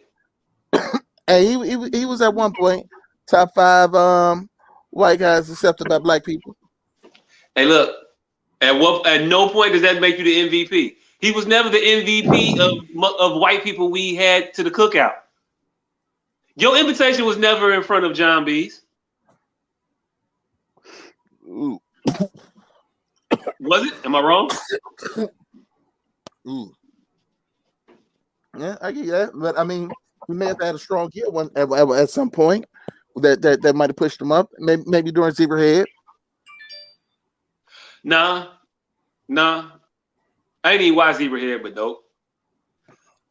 I saw Zebrahead at the show. Oh, fuck that shit. Oh, you was committed. Yeah, I was 12 years old. Didn't really have a choice. My friend said, we're going to the movies. You want to go? Yeah. You want to see Zebrahead? Okay. Shit. You want to go to the show? Yeah, but not to see Zebrahead. That's the response. If Zebrahead is in the theaters, I'm not to see that shit. Everything but to see Zebrahead. How does he know? Nigga, you look like you was finna suggest Zebrahead. Mom. But yeah, he ain't never been MVP in nothing ever. And then you go at the nigga job. And then tell him you got a story to tell. Adding his job. Is that paying homage? Was that what was said story? Why, producer? Why do we bring up roll that beautiful bean footage? Hey, and KD said a lot. All right. So we got to read these. No. Michael Rappaport deleted a lot. All right, first of all, it's a lot of purple that ain't in here that should be here. It's redacted. Yeah, definitely. All right, first of all, you notice that the date, I believe, says December 23rd. So this happened 3-4 months ago. 3-4 months ago. Mm-hmm. Oh, he sat on this. He talked to his people about it. I can't hold this in no longer. I can't sit idly by. He held this in for a minute. All right, and then all right, and the messages that we see from Kevin Durant. I heard it all before, you cunt. Chuck doesn't need U.S. security, you pale, pasty, cum guzzling bitch. Damn. Yeah, I swear I'm gonna spit in your face when I see your dirty ass. Bet your life on it. Meet me on 17th tomorrow at 10. Or better yet, what's your address? 10 a.m. at Catch Steak on the corner. Meet me there, bitch. No, I'm sorry, that's not bitch. That's pussy. Pussy. You pussy. Now, all of these messages were from Kevin Durant. Yes. Now, nothing that Michael Rappaport said is in between any of these.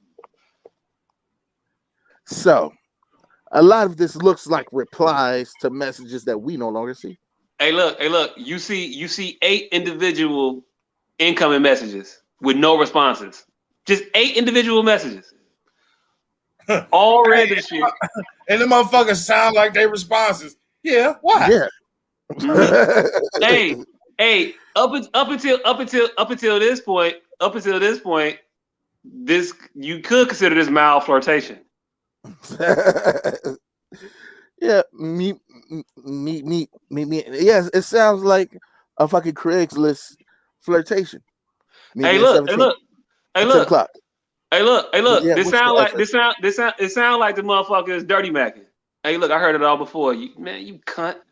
Chuck don't need you as security.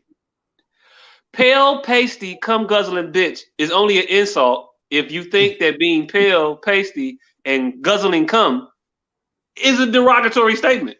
That's He could have meant that. He could have meant that in the positive. That is disgusting.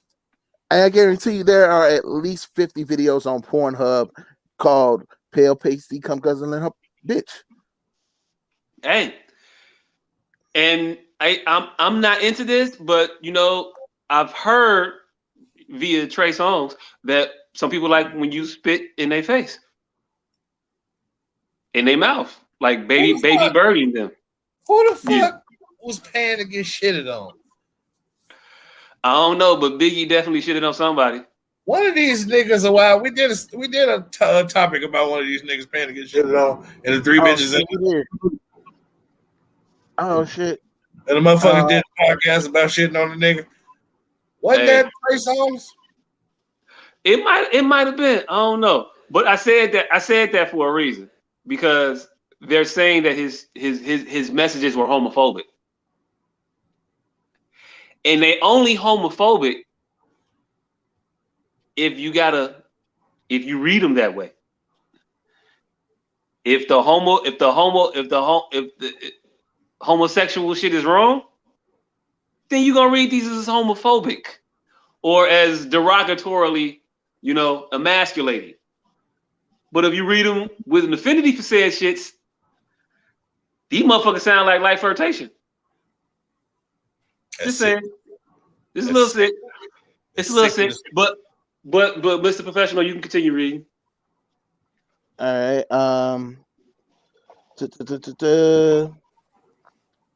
Oh, and then the one message that we see from Mr. Rappaport is go help the kids in Brownsville, Brooklyn, and stop being a fucking pussy. And then Kevin Durant replies, you a bitch for even calling how I do an interview. All you do is I'm sorry, it's very small. All right. And it's not it's just because pause. But my screen is very small, so I don't have it in full screen. Hold on. Let me expand. All right, here we go. All right. I got it in a full screen. All right. He's a grower. Not a all right. Hold on. Go back. All right, here we go. And Kevin Durant, you a bitch for even caring how I do an interview. All you do is cocksuck other men for attention. Trump didn't pay attention to your sorry ass. Now you want to use everybody else to get views at last. Your life is a joke, you fucking pale you fucking pale cocksucker. Go get some sun. It's fucking with your brain, piece of shit. And then Michael Rappaport, go to Brownsville and help the people that need it, goofball. Why he gotta help people in Brownsville? Right. Why is Brownsville the only area in Brooklyn you know? Hey Mike, I'm just interested to know why you would just say Brooklyn or Brownsville. Mike, Brownsville. That nigga trying to make sure he take care of Mike Tyson. He like, long as I take care of where Mike Tyson's from, I don't give a fuck about the rest of Brooklyn. Fuck all the rest of y'all. I drop a Biggie bar, so that covers his part of Brooklyn. And now I'm going to specifically say clean up Mike Tyson's part of Brooklyn. So I don't give a fuck if nobody else have a goddamn. I don't give a fuck if JC got a problem. None of them niggas. I dropped the Biggie bar. And I get Mike Tyson good. Boom. Brooklyn. All right. And here's where you know he deleted some shit. Yep. All right. Michael Rappaport, go to Brownsville and help the people that need it, goofball. Kevin Durant, you go do it, you clown. Good for you. Nobody gives a fuck. Suck a dick. Can't wait to tell you all that. All right, now, what was it between you go do it, you clown, and good for you? Because it looks like that was definitely a response to something. Hey, look. If I responded, I'd be helping niggas out all the time. I would have probably deleted that too. Right. If I were Michael Rappaport. I do help these poor bitches, you pussy. You faggot. Oh, good for you. Oh, I help darkies all the time. Shit. He knows the motherfuckers ain't deleted out Kevin Durant phone, don't he? He does know how cell phones work, doesn't he? Yeah, there's gonna be that part. Gonna be that part. There's gonna be that part. All right, and then after suck a dick, can't wait to tell you that. And then ha ha ha ha ha ha ha. You're such a bitch. You suing another man for talking shit about you. I can't wait to spit on your pussy ass. You called your lawyer like a pussy you are.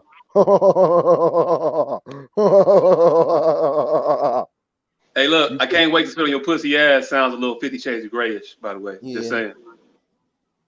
You couldn't talk Portnoy talking shit. Yeah, whatever that means. See, you gotta say it with the right inflection. I can't wait to spit on your pussy ass. Yeah. My bad. You suing another man for talking shit don't about say you? it. Don't say it with no inflection. That's gonna make it sound like that's some shit you was trying to say. He's sending you off. You called the lawyer like the pussy you are. This nigga got to laugh like Gordo. Man, hey. it was bad. It was bad. Hey, that's how I laugh when I type ha ha ha's. That's your egomaniacal laugh, right? And that's the only way that I type ha ha ha. I don't do LOL. I don't do laughing emojis. You couldn't don't laugh like that. It sounds like Kawhi Leonard laugh. That is the role model for all laughs. Defamation of character. Crying emoji, crying emoji, crying emoji, crying emoji, crying emoji, crying emoji. Pussy ass want to lawyer up. Your wife mad as fuck because you wasting that little bit of money on a lawyer because you can't take a joke. How pussy you are. Your wife don't even respect your bitch ass. At no point in this exchange so far have I heard him say anything about that man's wife that would garner him mentioning why you said don't be talking about my wife. I ain't talking about your wife. I just talked about how your wife could possibly like a motherfucker like you.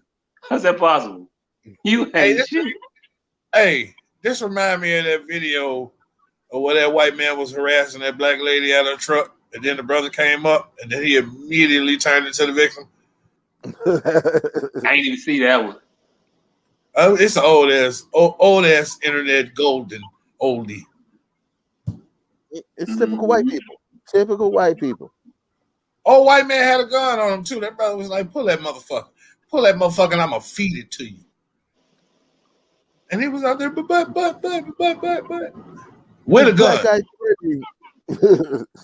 Call the police. You know he called the police. Hey, that's some dope shit to say to a motherfucker that got a gun that you know they ain't gonna pull.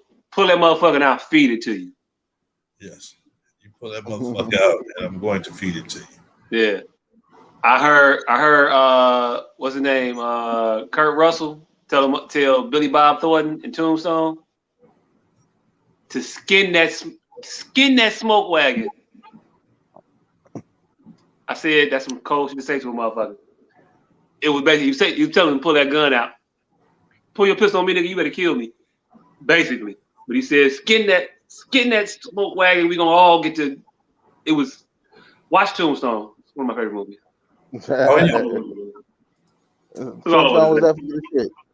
Tombstone or Wyatt Earp? Tombstone. Not Wyatt Earp. No. Val Kilmer, Kurt Russell. That's not the real one. Tombstone or Young Guns? Tombstone. I'm going Tombstone over Young Guns. I don't know about that. I'm definitely not taking Tombstone over Wyatt Earp. Doc Holliday alone. I'll be your Huckleberry. He said we play for good. He said we play for blood. He said, "Oh, that's just my game." That's what slick shit to say to a motherfucker. Motherfucker tell you we play for blood. Oh, that's just my game. Hold on. Here's that quote that you're looking for, Jacques. I found it. Oh, You get in that smoke wagon, we'll see what happens. I'm getting tired of all your gas. Now jerk that pistol and go to work. I said throw down, boy. Pause. oh no. Hey, look, he smacked him. He was smacking the shit out of him in between all that shit. He kept hitting him. He smacked shit out of him and said, pull that pistol and go to work. No. Jerk that pistol and go to work. Yeah. Hey, look. Hey, look. You made it a lot dirtier than it was. I remember. Hey, I just read the word that was on the page, my nigga. You could innuendo some shit. Hey, Candace, don't even be blasphemous. First of all, it's not even a comparison. Harlem Nights all day. Hey, why black people always do that though?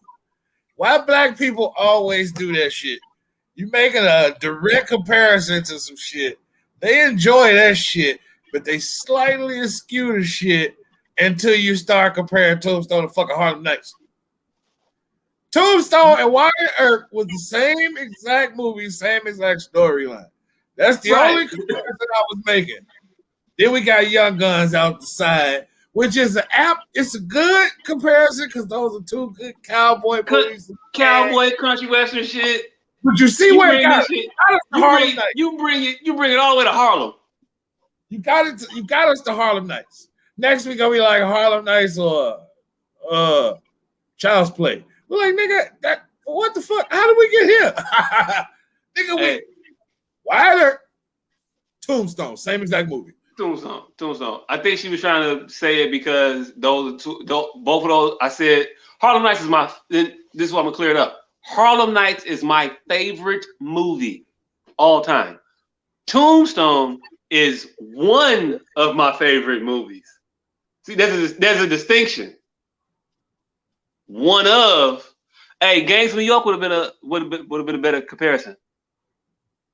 It would have been a better comparison than Harlem Nights. But yeah, it's still Tombstone over Gangs of New York too, like a motherfucker. And Gangs of New York is the shit. Gangs of New York is wrong. I'm embarrassed about my greatest movie of all time only because I'm black, but it is simply the best movie of all time. What was that? Interview with a Vampire. Hey, look, I was gonna say it better not be a movie with Tom Cruise. I don't know why that was in my head. It is, but it was in my head. I said it better not be no shit with Tom Cruise. I was thinking Top Gun, Risky Business, Tom Cruise. Interview with a Vampire. Yes. Damn. It has every single genre of fucking movie in it, and it's done well. Every single genre of movie is in that one movie. Interview with a Vampire is a decent movie. But name a genre movie that ain't in that movie. It's a period piece. It's a fucking sci-fi. It's a sci-fi. It's a vampire flick. It's a vampire movie. It's sci-fi. It's a period piece. Revenge tale. Yes. It's a coming of age story. It's every fucking movie ever. It do got all the movie elements. It's a romantic movie. Definitely is. But since our producer is trying to segue us, speaking of vampires and evil shit. Oh hell yeah! There's a new shoe that came out this past week. Lil Nas X and Mischief are getting the shit suit out their ass. partnered to redesign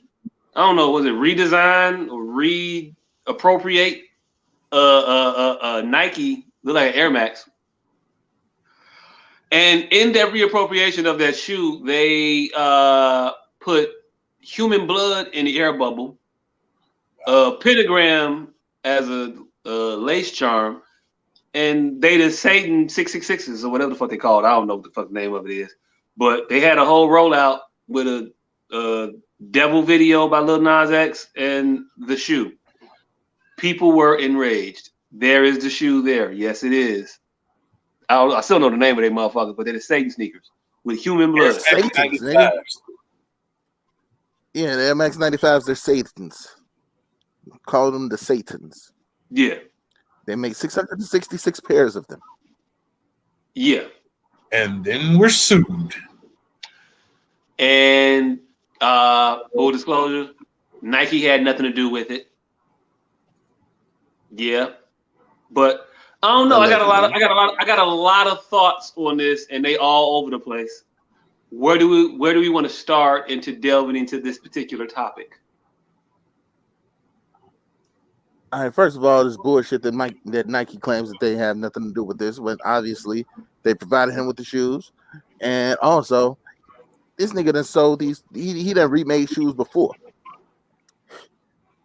Like you ain't finna sit here and tell me this nigga went to Foot Action and got 666 pairs of Air Maxes, but 667 because he had to try one out. Hey, I put these. He put those size 8.5 on them. Right. Like, nah, Nike knew about this shit, and they was all for it until the backlash started. Yeah, definitely somebody knew something. They were very well aware. I don't know. I don't know if buying 666 pairs of a shoe would trigger anything at Nike headquarters. I don't know. Yeah. I don't know, but getting 666 pairs of a shoe of that nature got to be an arduous task.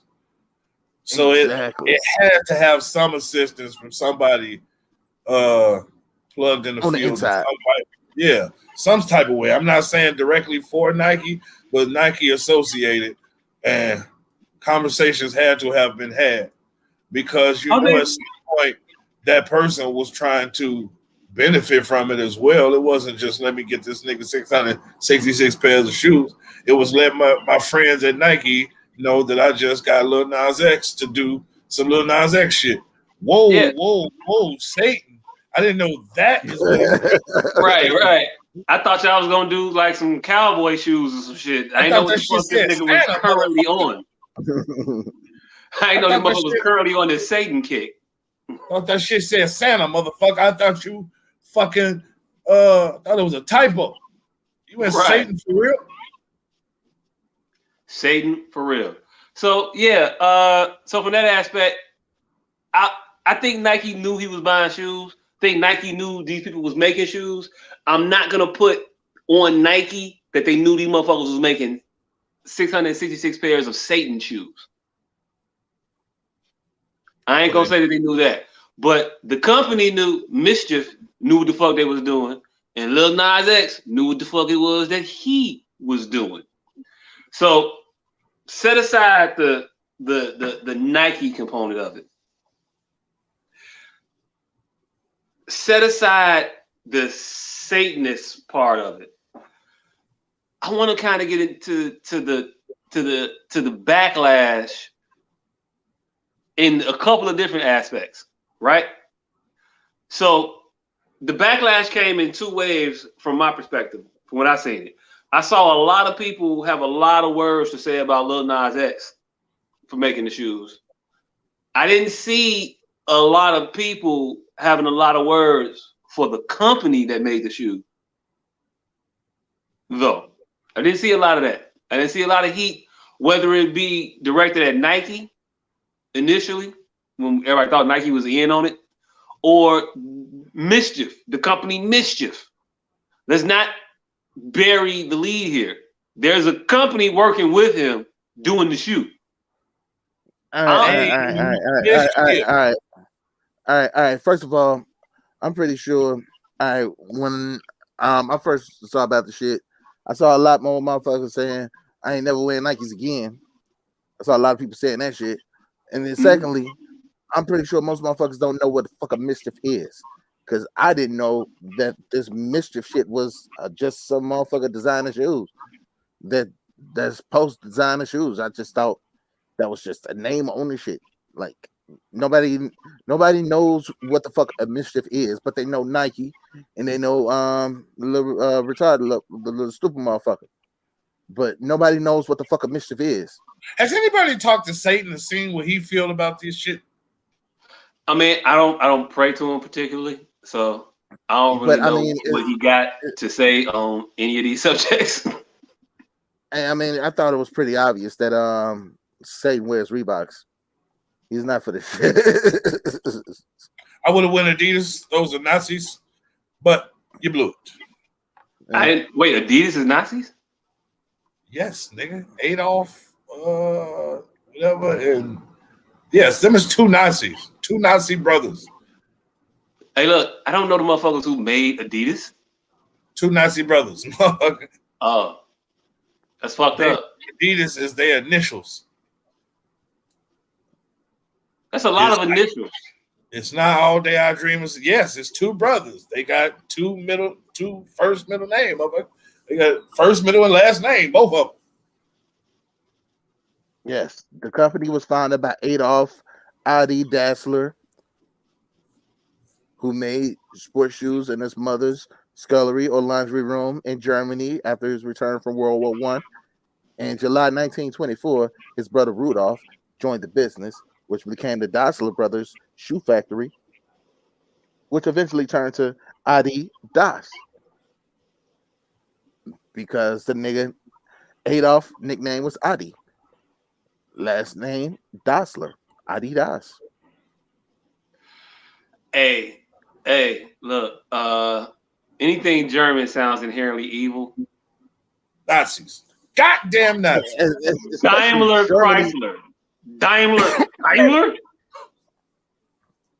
Volkswagen. Oh, it's just nothing. 1920s Germany. That is literally Heisenschneisen. Yeah, it just sounds. Anything German just sounds evil. I don't know. Y'all should take some of the aggression out y'all voice when y'all speak, and maybe we would think y'all weren't such an aggressive people. I told y'all this podcast is gonna be real racist. Heisenschneisen. And we've been carrying out that thing. Mm-hmm. So yeah, German people sound aggressive. Sound threatening. Like they genocidal. Just might fall back into Nazi-ness at any point.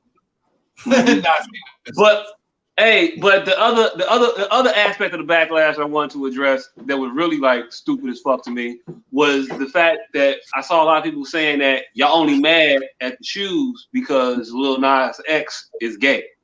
And it's really not y'all being mad at the Satan worshiping aspect of them.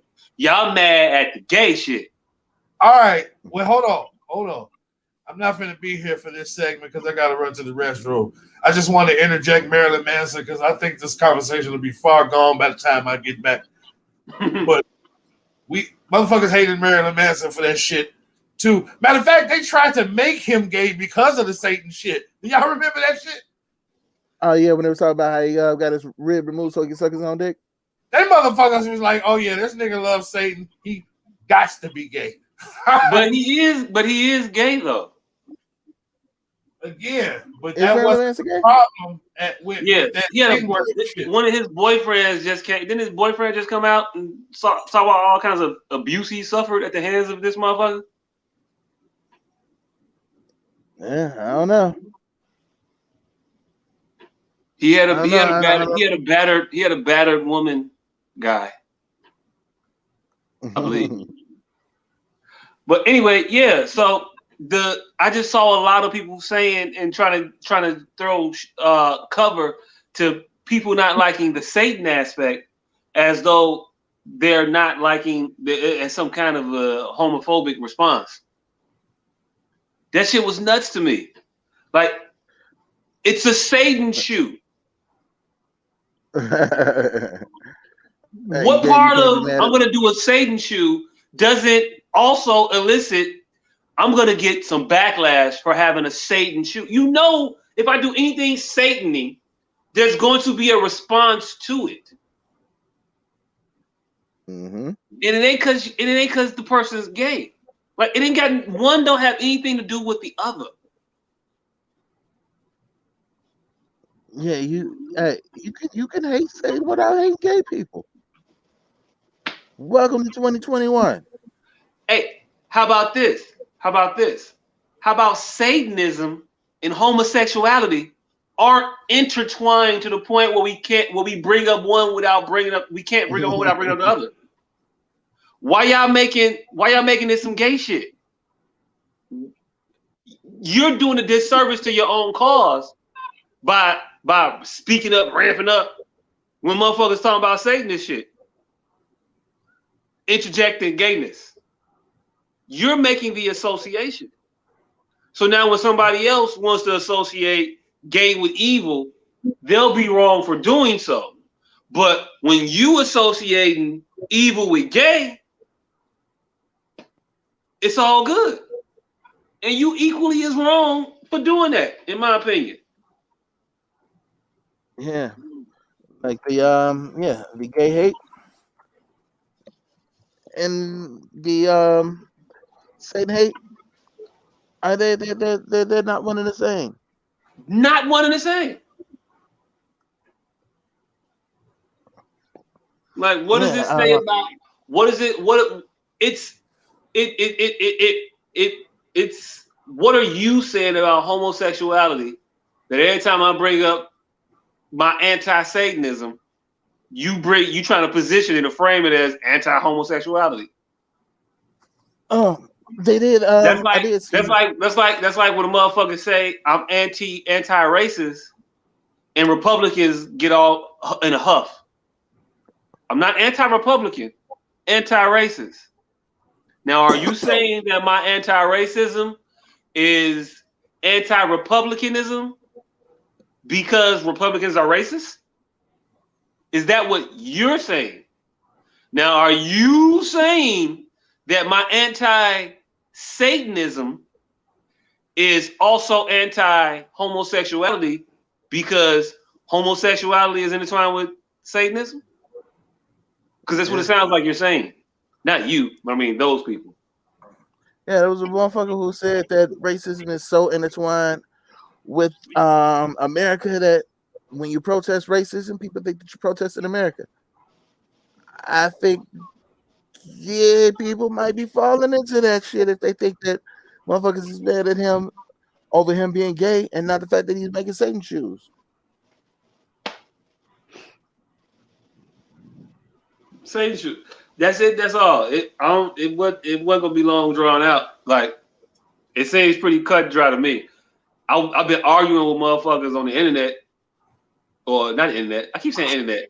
I think I aged myself a little bit with the way I say shit, because I don't differentiate. So I made a comment on a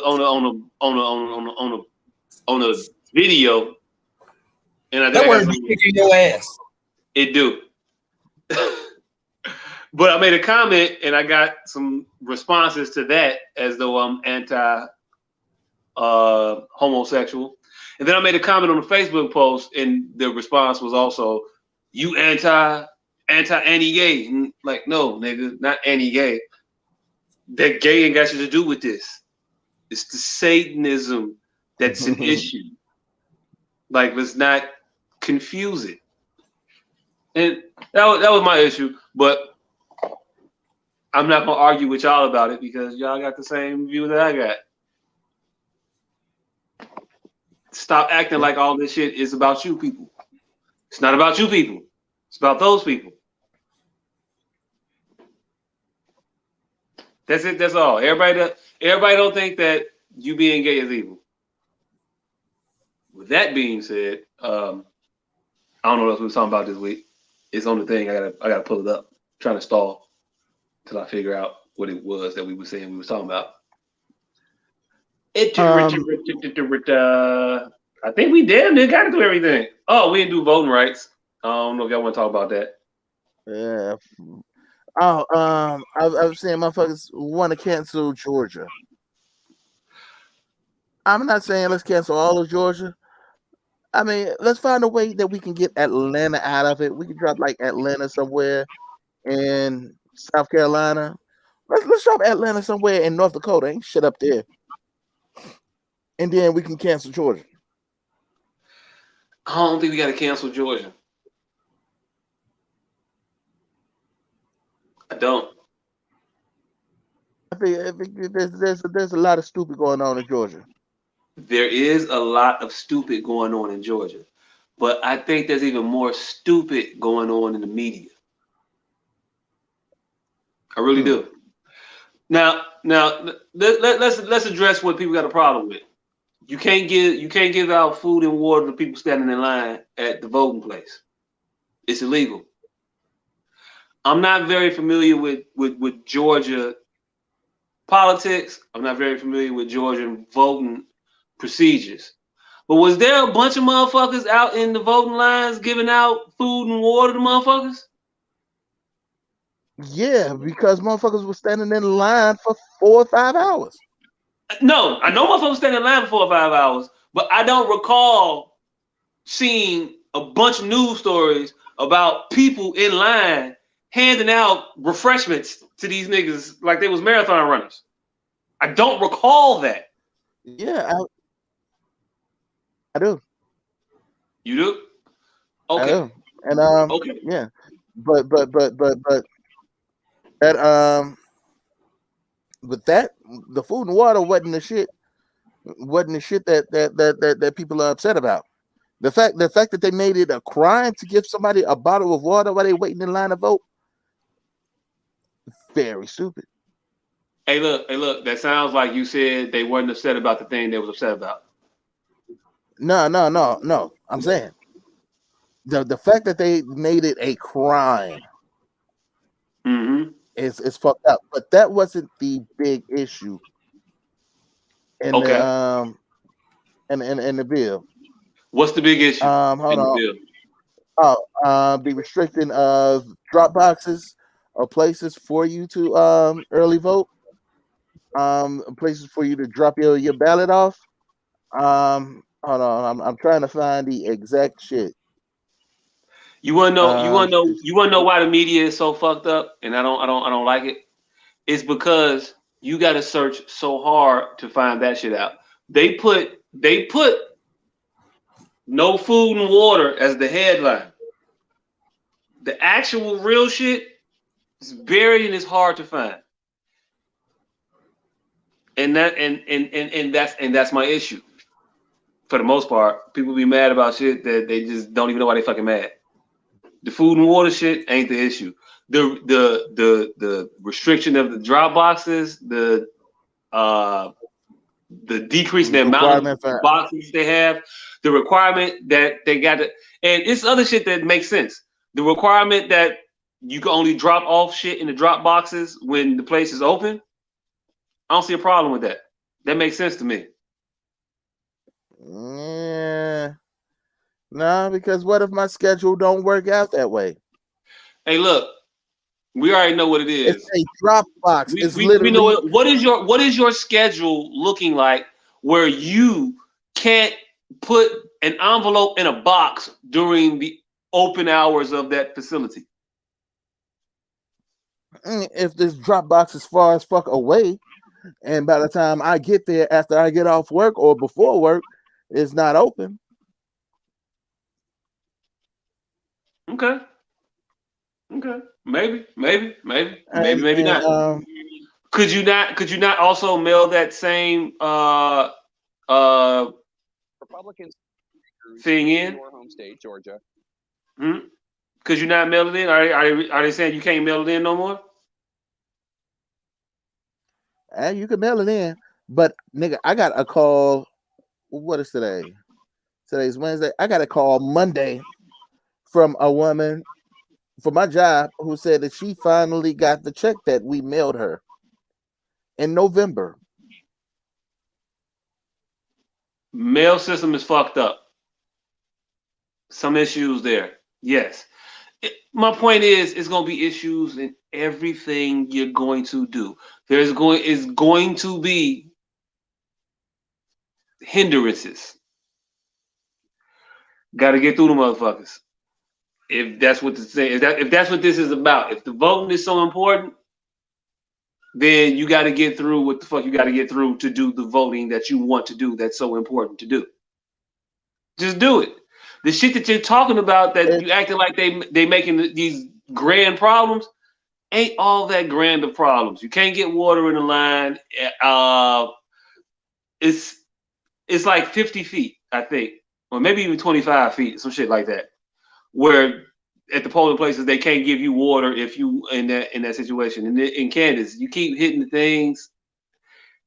You could click the boxes and drag the boxes where you want them to be if that's what you're trying to do. Because I'm seeing you click these buttons and make these fucking boxes go up and down in size. I see that. And I can't watch the game and this and think of my thoughts at the same time because I'm doing multiple things at the same time. The Lakers is getting their asses beat, and they may not make the playoffs this year. Mm-hmm. But anyway, hey, yeah. But so the restrictions. Drummond already got hurt. You say what? Drummond already got hurt. Already? Yeah. Yeah, he left off not too long ago. Damn, I missed that one. That's why all they down. Right. And then also they could be down by 20. Anyway, yeah. So the restrictions and the hindrances, they're there. They're gonna do certain shit, but let's not act like everything is all that. They saying that they're trying to restrict Sunday voting. They are a little bit. Sunday voting is still a thing. No, they are a lot. No, they not are a lot. What do you mean a lot? You can only do it. It went from 6 weeks of that to like 4 weeks or some shit like that. No, to 2 weeks. It's not 2 weeks. It's at least 4 weeks. It's not two weekends. No. It's 2 weekends. 2. It's 2 Sundays. 2. I thought it was 4. 2. It's 2. Okay, it's 2. So do it in them 2 weeks. You live in Georgia. All right. You live where you live. What the fuck you think they finna do? If this is the fight, if this is the fight that they told us we was finna get into, then why is this shit a surprise? Why is this shit the all be all end all? Because I ain't want to interrupt you. This is like it's the right to vote that you are legally given in the Constitution, not the right to jump through these 45 hoops in order to vote. No, you turn 18, you register to vote, you should be able to vote. Not you can vote, but you got to go through this, and this. And yeah, if you want to vote, you got to earn that shit. Nah, because if we really made motherfuckers earn it, they would have to be knowledgeable about the candidates that they would be voting for, and that would eliminate 85% of Republican voters. Man, look, you trying to have a poll, you trying to have a poll test or whatever. I'm not trying to do that. I'm not trying to say motherfucker got to be smart enough. And hey, look, and if you had an IQ test, you're gonna lose a lot of Republicans. You're gonna lose a lot of Democrats too. Let's just be real about it. That's sword swing both ways like a motherfucker. But my thing is this: voting used to be on Tuesday, just Tuesday. Well, I don't even know if it was just Tuesday because I wasn't voting, so I don't know. But from what I thought I knew, at least, it was Tuesday, just Tuesday. You go vote on Tuesday. You go vote after work or before work, but you want to vote, you got Tuesday to do that shit, and that's it. That's all. Now we got early voting, we got absentee ballots, we got a bunch of different ways we can vote. So it's easier than Tuesday, nigga. Make it happen. So hey, nigga, vote. You should just be white. So to act like this is an uphill battle, to act like these motherfuckers won't gonna do the shit, and the whole woe was me. You live in Georgia. You live in fucking shit. It's a couple places that they're doing it. I can't think of all right now because we in hour 2.5, and I've been drinking the entire time, so I can't I don't know all the places. But it's like 3 other states that got voting right laws on the books right now that they, trying to make it more difficult. But at a point, it was Tuesdays, so it's difficult. So yeah, go do that shit if it's that important. If voting is that important, go do that shit. That's all. That's my thing. If voting is that important, go do that shit. You know what they sound like? You know exactly what they sound like? What? Like, y'all ain't slaves no more. So stop complaining about being killed by the police. No. I'm saying stop complaining and do something about it. I'm saying don't complain, do something. Don't complain about your restriction to voting, because that ain't gonna do shit for your restriction to voting. You got an issue with your restriction to voting? Vote out the motherfuckers who's trying to restrict or constrict your access to voting. Get them the fuck out of there. Yeah. If it's that important. You know why that's not gonna work? Why? Because most of the motherfuckers who are voting for this restriction aren't in the area where you could vote for them. What you mean? That most of the state representatives you can only vote for your district's representatives. However, if the 53 other districts outside of your district decide to vote for this restriction shit, you can't do shit about it. Nope. So that ain't the answer. Hey, but look. Let them be racist. Hey, look. It is what it is. That's the price of living in Georgia. Because Georgia houses these individuals. See, you want to change the rules of the game in which you're playing while you playing the game. You can't do that. You got to change the rules before you start the game. And before you start the game is when you start to voting. So vote that shit out. If that's what you want to do. What? Yes. And if you can't, and it's the thing, if you can't vote it out,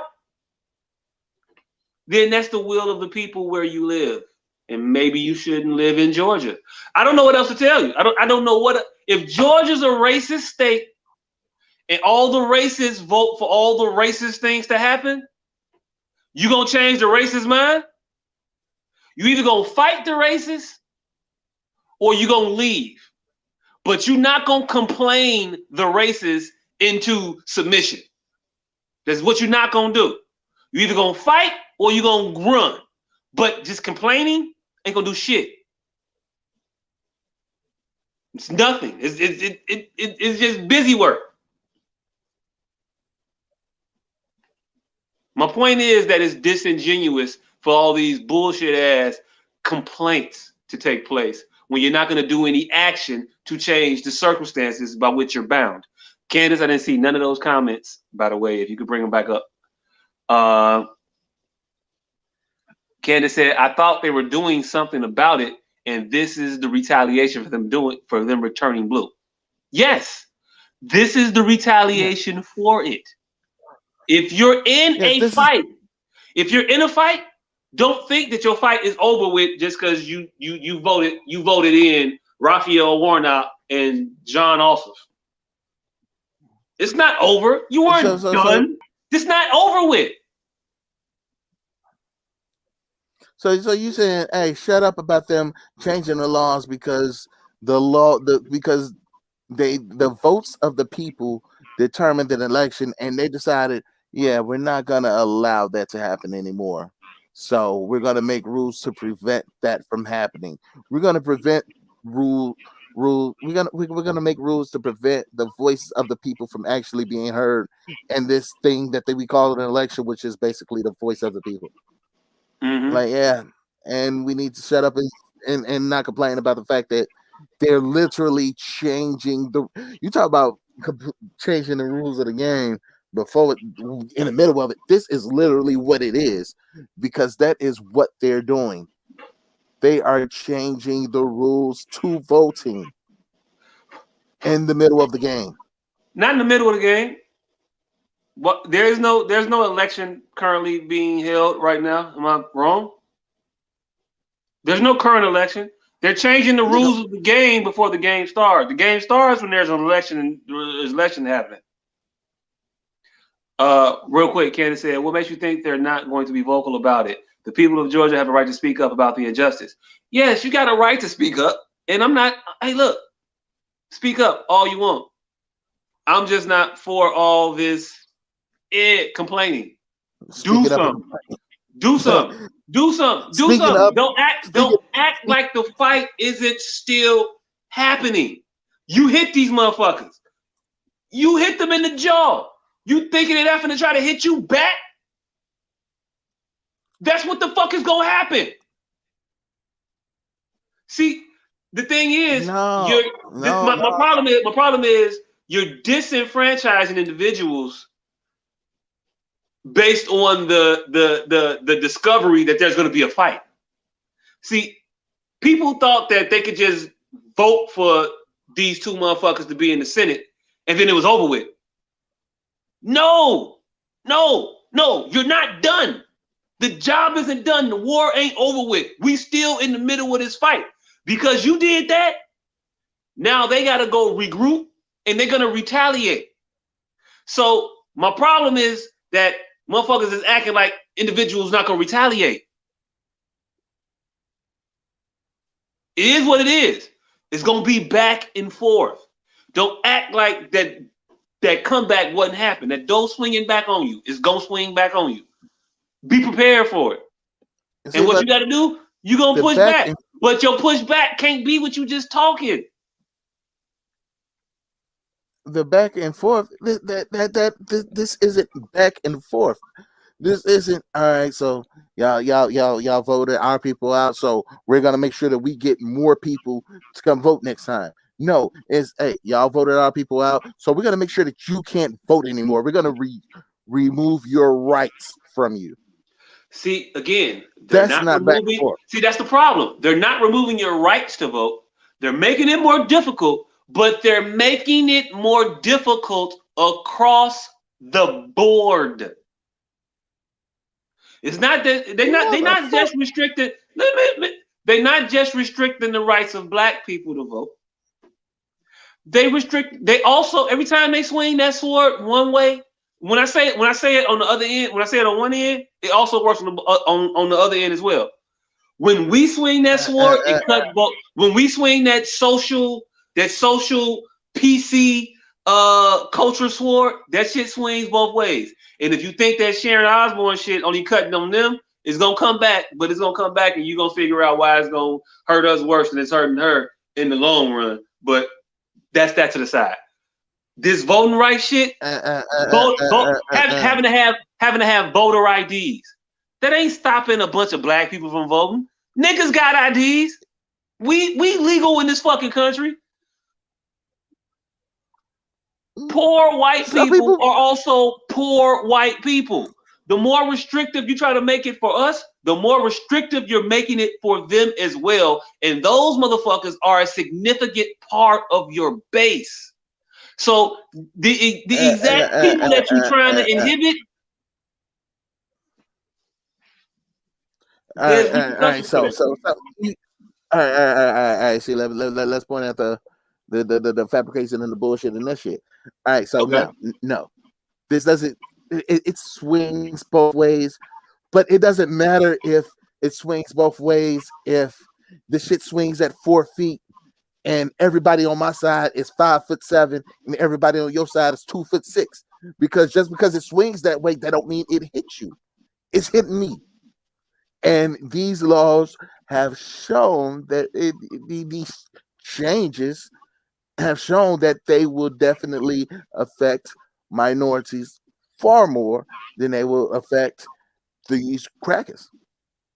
So yes, I'm gonna take out 150 of my voters, but I'm gonna take out 15,000 of yours. I'm good with that. Hey, I think you overestimating the amount of well-to-do white people in Georgia. I think you are underestimating the facts and the numbers that actually voted. What do you mean? You saw what happened with the votes, where those mail-in votes landed, right? Yeah, those are the mail-in votes. I only think, this is the thing. If there were no mail-in voting, I do think that those same people would have still voted. I think that mail-in voting made it easier. The reason why mail-in voting was so much more successful on the Democratic side than the Republican side was because of the dumbass philosophy of the Trump administration to say to disenfranchise people or to dissuade their people from mail-in voting. Now, had he told his people to mail-in vote, oh, it wouldn't even been close, man. It wouldn't even been close. It'd have been over. No. Yeah. It was close as it was. No. The reason there was such a huge disparity in mail-in votes. All right, first of all, let's be real about this. Not everybody who did a mail-in vote would have stood in line for 4 or 5 hours to actually vote. No, because yes, some people you're right. did have those long ass times because of other restrictions that you say are just a part of the game. Mm-hmm. And if voting was that important, they should just go ahead and stand and do all that shit.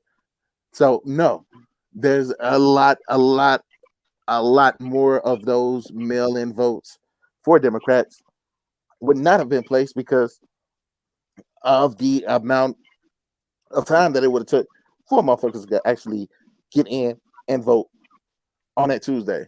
Now you can't say that say all right, well then just go on Tuesday when it's the same rules for everybody when it ain't, and you know it's not, because first of all, the majority of black people live in urban areas where there's a higher concentration of people.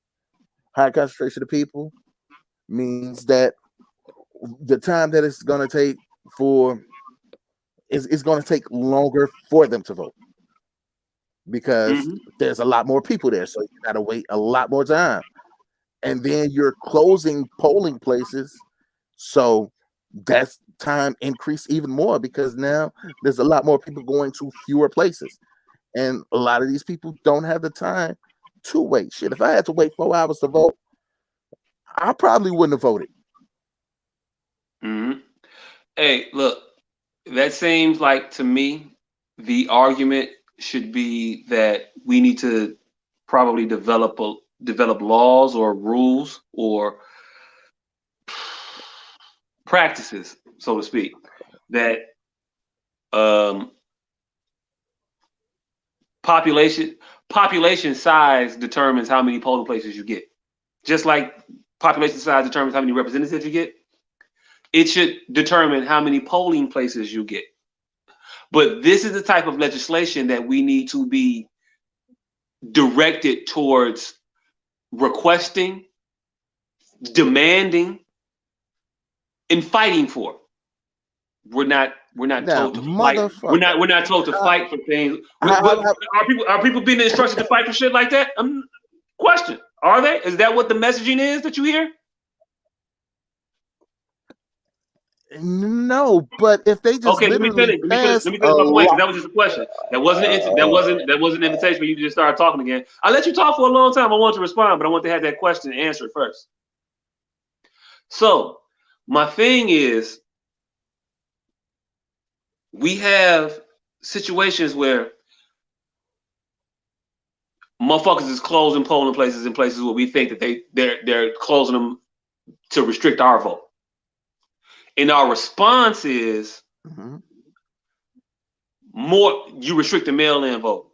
You restricting this, that, and the third.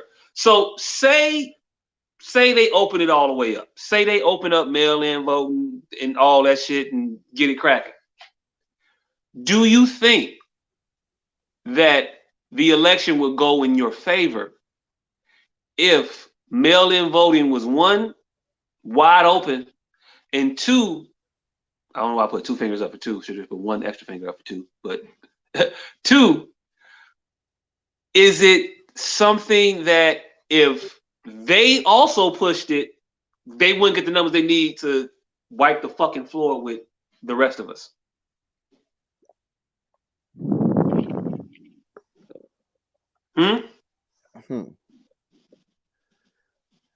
if they opened up the votes to where everyone's voice is heard.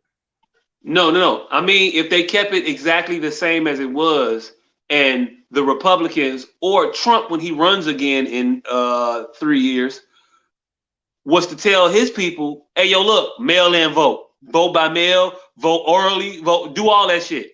Do you think if they would have pushed that the election may have been different? Because I think it would have been different. I think that he would have. I think that Trump would have won. I don't think so. Had he pushed mail-in voting. So the restriction of mail-in voting ain't necessarily what's going to skew it into their favor. Because if they would have pushed mail-in voting to begin with, they would have won. The shit was a nail biter, and they handicapped themselves by not pushing mail, by downplaying, by subverting mail-in voting, from their own people. No, they just told them to go in and vote, which they did, which is why he had more votes than he ever had before, because they went in and voted. Yes, he had more. This election. No. Hey, look, when you say that tide rises on both sides. Biden got the most votes of anybody ever to run for president. Donald Trump did also. Donald Trump got the second most votes of anybody running for president ever. Joe Biden got the first, got the top. He got the top most votes of anybody ever running for president. Their margin of separation isn't that wide. And we had one person that utilized and pushed every available modality of voting. And we have another one that didn't. He just pushed in-person voting during the pandemic. Not the best strategy. So if they were to actually invoke the strategy of let's get more mail-in votes, let's do this, that, and that, they are going to wipe the floor with us. And us being liberals, or us being Democrats, or us being us. It's black people. Nah, period. Because they got all of their people. Because they got all of their people to vote. He didn't say, "Hey, just come on in and vote, or just don't vote." No, he said, "You make sure you show up at the polls, and you show up at the polls, and you show up at the polls." And they showed up at the polls. They went and voted in person. They all went and voted in person to make sure they supported him. They were there. Hey, they didn't say he didn't say, "Hey, if you're not gonna show up at the and if you don't show up at the polls and vote, it's quite all right. Man, we're gonna take who we get there." No, he said, "Come out to the polls," and they came out to the polls. You're thinking that there's like this huge ass number of people who didn't go to the polls and just didn't vote at all. No, all his people voted. They went to the polls to vote. I don't think all his people voted. So there's no magical 8 million fucking Republicans who were going to vote for him, but since they couldn't get to the polls, they just didn't. Nah. I don't know, man. I don't know what to tell you. I'm gonna just let the facts bear out as they are. They doing this shit. Facts bear out as they're doing this shit. And there was a shitload of studies, autopsies, Monday morning quarterbacking, and the consensus was they really shot themselves in the foot by not promoting early voting and mail-in voting. Had they done that, the 60,000 votes that this motherfucker won by might not have been there. Because the presidency was decided by about 60,000 votes. Am I wrong? Nope, you're not. Okay. So you don't think they can squeeze out. Lord Jesus. What? Nigga, they said that because of the ridiculous change in the vote count from the end of the night to when all of the mail-in votes were actually counted. When this nigga is up by fucking 500,000 on election night, and then by the time the votes all counted, this motherfucker loses. They're saying that because of that, the ridiculous swing and the disparaging of the in-person votes, the mail-in vote, the count of the mail-in votes, the number of the mail-in votes, and how they were mostly from Democrats who didn't go to the polls because they did mail-in voting. That's their complaints. Real quick. That's why that motherfucker kept preaching at the end of the election night is when the election is over, because he knew that all of his people were going in and they weren't mailing in votes. He knew that all of his votes were coming from in-person voting, not that all of the people that that lean towards his philosophy voted. I think you're saying something, but it doesn't mean both the things that you're trying to say. He could have 90% of his votes come from in-person voting, but that don't mean that was 90% of the people that was going to vote for him. You know what I'm saying? You could have 90% of your votes that you got. When you tell all of your but we looking at what was there. So 90% of his shit that was there, yes, in-person voting, very little mail-in voting, absentee ballot voting, very little of that. But on the converse, if you look at it like his people didn't do the mail-in voting, and all his people only did the in-person voting, I think he left a lot on the table. We got a comment real quick. Curry Jr. said, they're not going to say, hey, black folks, we're restricting your rights to vote. Remember, they are masters of manipulation and deception. Of course, it's going to be white casualties, but that's the price of war. The less fortunate white folks are going to be affected, but they are targeting us. Hey, look. Yes, targeting us. Are we confused about the facts that we're minorities in this situation? At all? Nope. Okay, all right, cool. Are we confused about how minorities and majorities work? So, do you think that there are more people in this country aligned with Republican values or Democratic values? And we just cutting them on the most basic lines we could draw.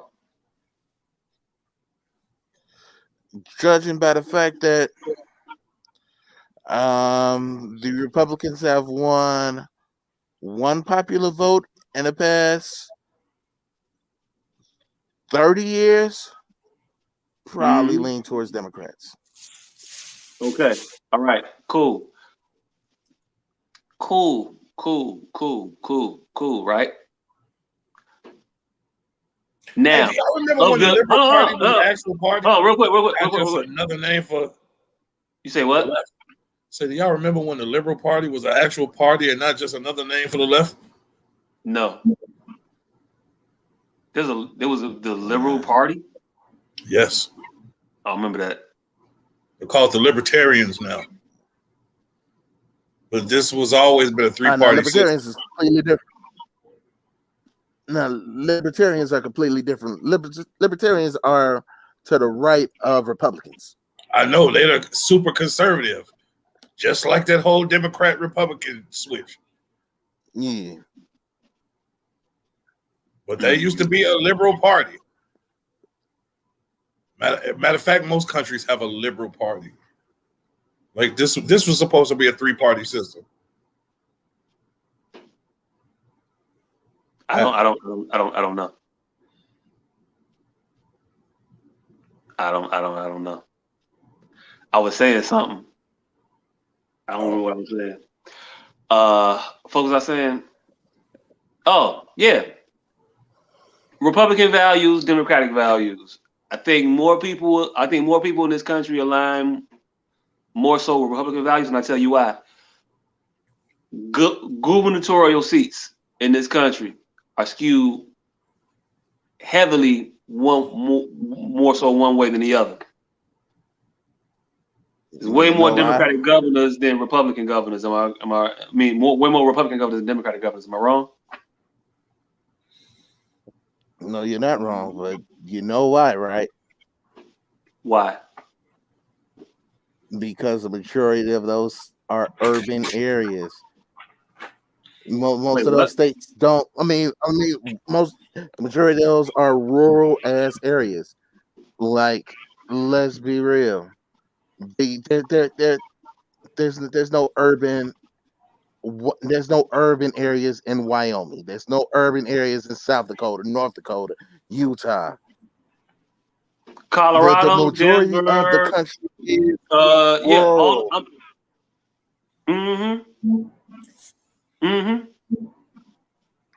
Like you. So saying that don't mean shit when the population of these fucking cities, these populations of these states are less than fucking the city of Chicago. Like there's 22 million people in California. There's 22 million people in South Dakota, North Dakota, Utah, Montana, Colorado, New Mexico combined. That's six gubernatorial seats to one. So that comparison don't mean shit. Okay. You could say that, but Illinois regularly has a Republican governor. Regularly.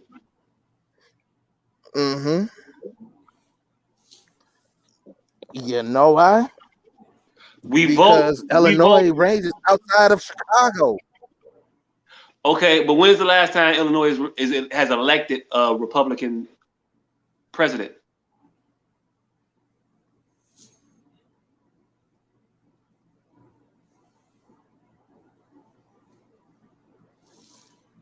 Who the fuck knows? Maybe I think Reagan might have been the last Republican that won Illinois, and I'm not even sure if it was Reagan. It might have been further back than him. What I'm saying is this: you say all that shit and it sounds great, but when you look into the reality of these situations in these fucking states, they Republican as hell. They align with Republican values the majority of the time. So you're going to be into a fight.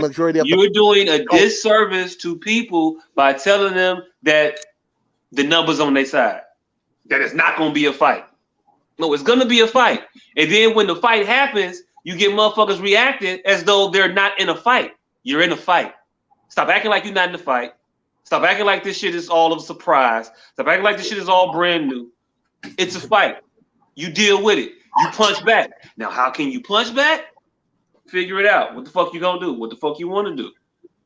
But complaining ain't gonna get it done. We see that complaining don't get it done because everybody complained about the voting right shit in Georgia. They voted that shit right through. Went right the fuck through. All the complaints were for nothing. Nigga, and I told you, Lord. All right, so let's see if we can explain this for you.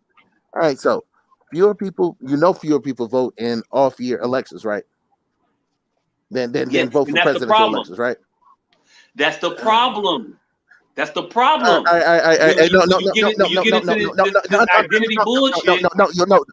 hold on, Jack. Hold on, Jack. You started talking. You need to shut the fuck up now. You talked. Now, let me break down these numbers for you, so you can see why Illinois keep voting for these Republican governors. All right, 2012 presidential election in Illinois. Barack Obama got 3 million votes, right? 2014 gubernatorial election, which is right after that. Republican won that with 1.8 million votes. So that's 1.3 fewer million people that voted in that election than voted for president. Mm-hmm. Right? Mm-hmm. All right. You want to know why? Now, do you understand why? You want to know why? You want to know why? No. All right. Why do you think so? And then I'm going to explain to you the actual answer. Because people don't understand that they're in an actual fight. And in the fight, the person that you're fighting is fighting you. So just because you hit them don't mean it's over with. So motherfuckers thought we elected Barack. It's over. No, it's not over. You still got shit to do. You still got to come out here and do this shit if you want to actually experience the change that you fought so adequately for in the beginning. Just because you had a good rounds 1 through 3, don't mean you can take the rest of the fight off. 12 rounds. Okay. Now, I agree with you on that.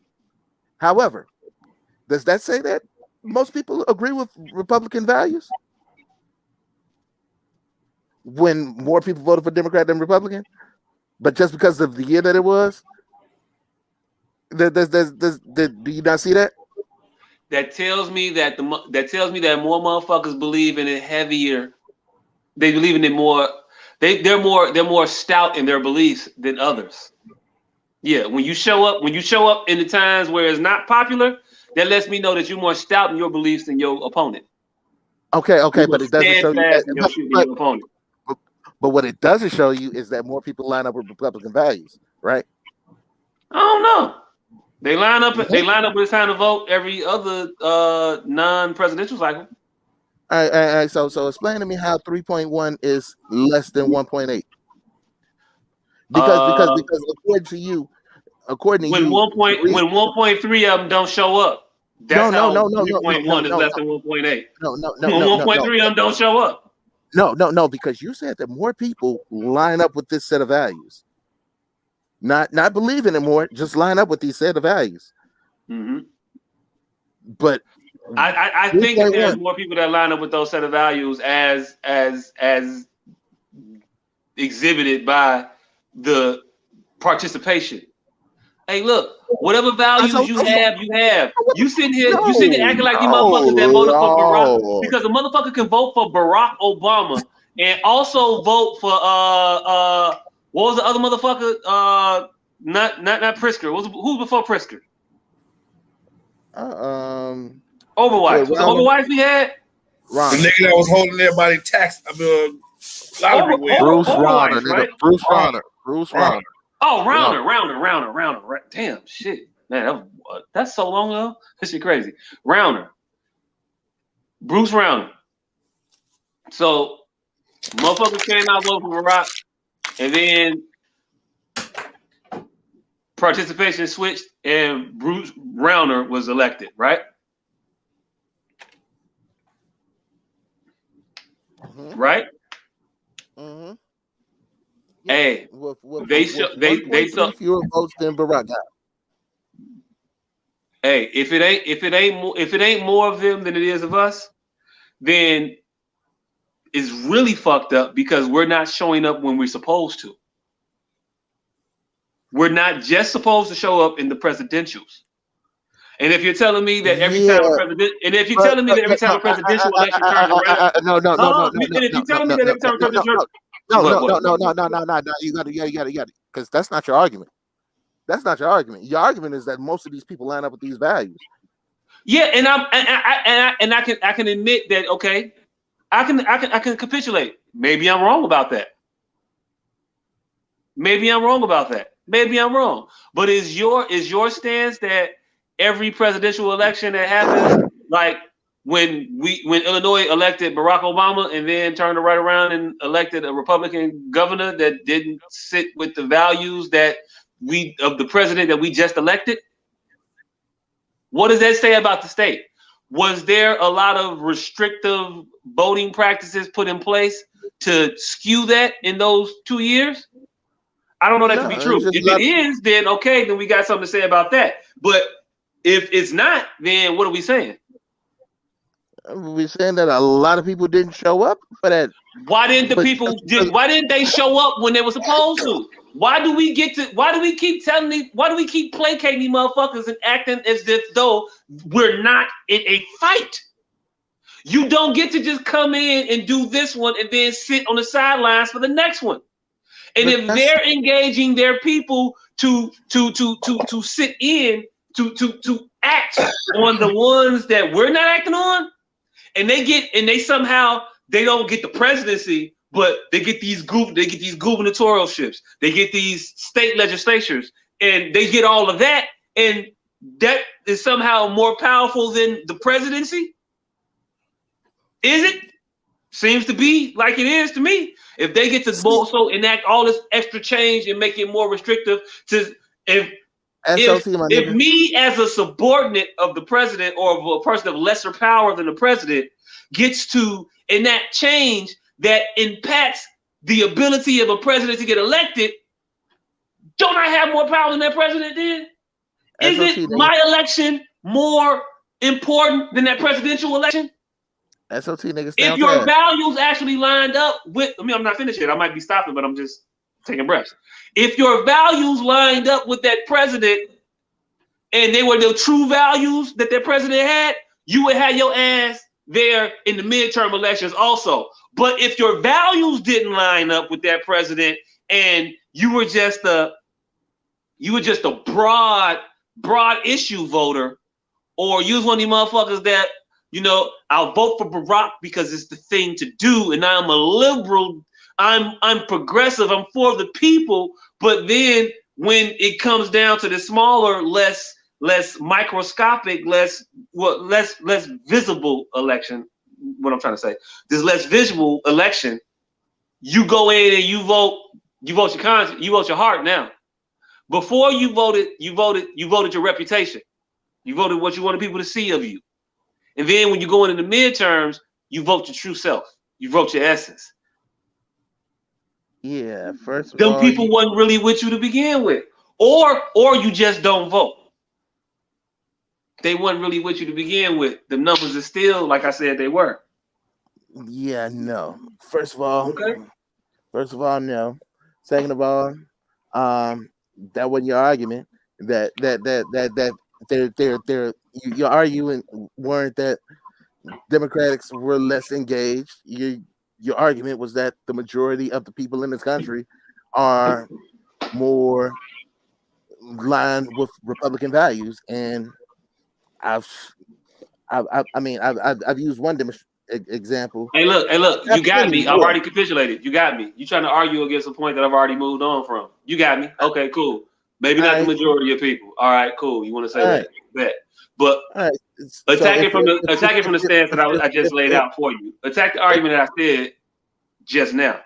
If the majority of the people aren't in line with these values, then the number of gubernatorial seats don't make a fucking difference. California example, that example. All right, so the amount of engagement, I can't argue that. Yes, motherfuckers should show up every vote, at every fucking election. But that's not what we're arguing. I can't fucking argue with people should show up at every election. So yeah, I'm not quite sure what you want to make of that.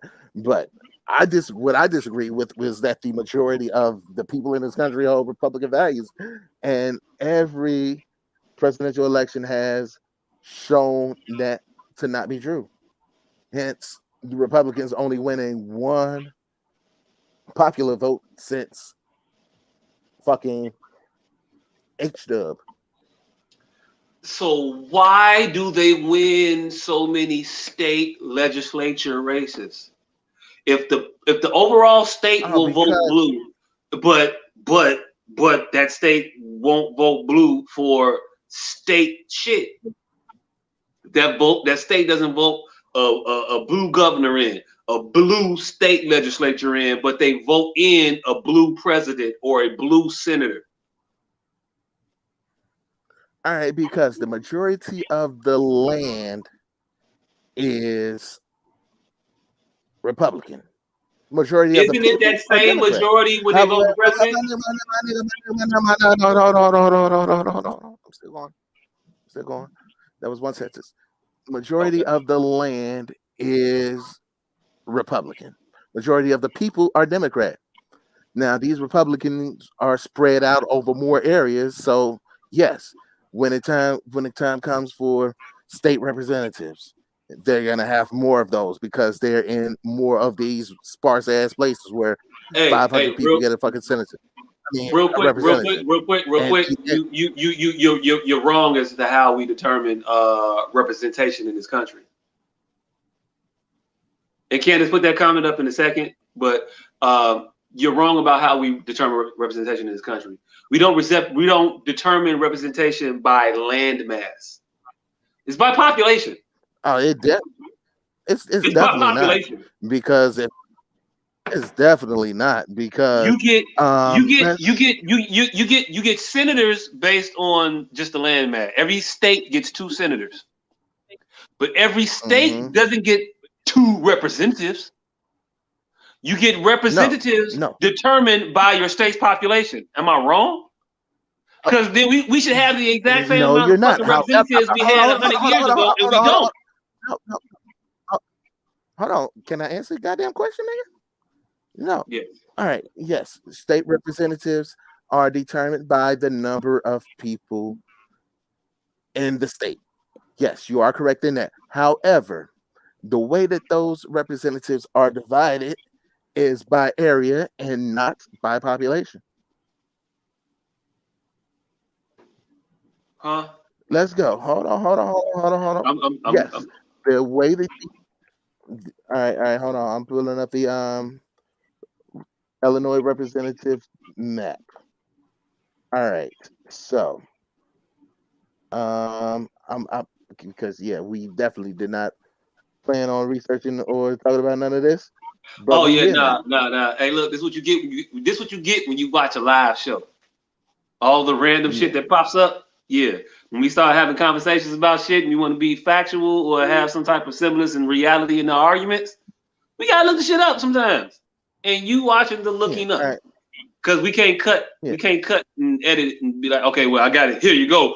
47% of motherfuckers don't be knowing these numbers in their head like that. They go look it up and then they cut and they come back. 34 people said that. You get that shit when you cutting. You gonna look it up. We gonna look it up. All right. God damn it. I can't find a fucking map that actually shows this shit, but I will. This shit is definitely. Hey, look, I think what you're trying to do, what you're bringing up is gerrymandering. And I think gerrymandering is a very real thing. I live in Chicago. I know gerrymandering very well. I see how these wards are carved up in Chicago. If you look at the map, it looks mad ridiculous. They're like puzzle pieces, and that's weird. When you're trying to carve up territory, you would think it'd be drawn more along like linear lines, as opposed to these puzzle pieces that motherfuckers make. But it is what it be. I'm trying to find a map of the here we go. All right, so it looks like 1, 2, 3, 4, 5, 6 of Illinois' 18 representatives are from the Chicagoland area. Now, 6 out of 18, that's 1/3, right? Mm-hmm. Do you think that only 1/3 of Illinois, the entire Illinois state population, is in the Chicagoland is in Chicago? I don't know what's Chicago population and what's the population of Illinois. I'm gonna look it up. I know. All right, so approximately 12.3 people live in Illinois. Hold on, say that one more time. 12.6 people live. 12.6 million people live in Illinois. 8.86 million live in the Chicagoland area. So 2/3 of Illinois' population is in the Chicagoland area. However, only 1/3 of their only 1/3 of their representatives are in Chicago. So meaning the other 2/3 of the representatives represent 1/3 of the state. That is what is meant by representatives are chosen by land and not by number. Hey, say that one more time. I was reading some shit. All right, Yeah. so I got distracted. Just say the population. all right, the population. Are we 1/3? Are we 1/3 of Illinois? No, we're more than 2/3. 8.8 million out of the 12.6 million in the state are in Chicago. And we have 6 of the 18 representatives. So, if I can pull up my calculator, because I believe 8.8 is 4.3, probably about 70% of 12.6. Hey, look. That seems off. That seems off to me a little bit, but I don't know. Maybe I don't know how we choose state legislature. Maybe I don't know. I thought state representatives were also off of population. I know U.S. representatives are off of population. Yeah. Yes, they're off by population. Yes, the number of representatives are by population, but as I said, where they're divided, where they're split off is determined by land, because like I said, the population of Illinois grants us 18 representatives in the House of Representatives. Only 6 of them come from the Chicagoland area, where 2/3 of the 70% of the population is. We only got 6.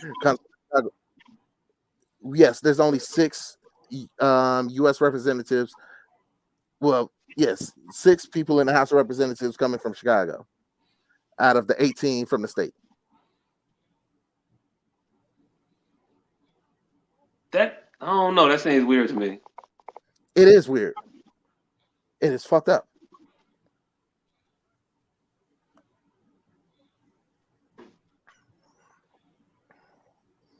That's And a lot this of is, yeah, and that's how it is in major city areas, which is how shit like what happened in Georgia can happen in Georgia, where you can't fucking vote out the people who selected this shit, because the people who voted in this shit aren't represented by the people who are affected. God damn. Aren't affected by the people who aren't represented by the people who are affected by this legislation.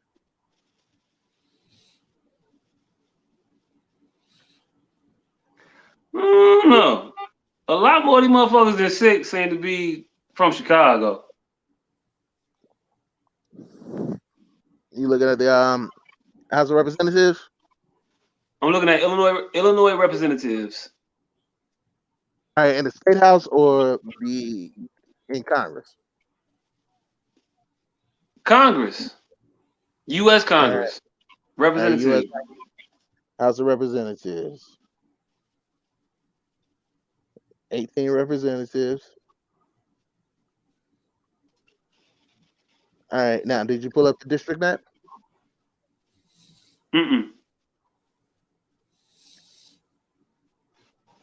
I did not. All right. Can I borrow the screen for a second? Go ahead. All right. You got to tell her to share your shit though. I'm not. Yeah. Can you share my screen for a second, Candace? I'm pretty sure she was still working. How do you do that? He's gonna share his screen, and then when you look at the bottom, it's gonna say add to stream. Oh, okay. Yeah. All right, so here we go. Now, I'm not sure if you can see this, but I see this pink ass map. All right, and this is the map of the Illinois Map of congressional districts. Now, And we have 18 congressional districts. There's number 18 right there in Springfield. And it 1, 2, 3, 4, 5, 6, 7, 8, 9, 10. It's like about 10 of them outside of Illinois. I mean, outside of Chicago. The rest of the motherfuckers look mad Chicago centric. All right, so we got 1, 2, 3, 4, 5, 6, 7, 8, 9. That's definitely not Chicago. We got 9. We got 9. That's 10. Hey, look, when you start with the 10, 8, and then all the numbers I can't read, like 1 and 2. Well, 2 is definitely not in Chicago. 1, I don't know if that's Chicago or not. And then the rest of the numbers is so fucking small, I can't tell what the fuck they are. All right, so we got 1 right there. We got 2 right there. 3 right there. 4 right there. 5 right there. 6 right there. 7 right there. There's 8 right there. I'm not quite sure where this is, but it looks like Lake Zurich area. I don't know, maybe. No, that's 9. That's at least half, and this without out defining city borders specifically. However, metro area of Chicago population is 8.865. Illinois, state of Illinois, 12.63.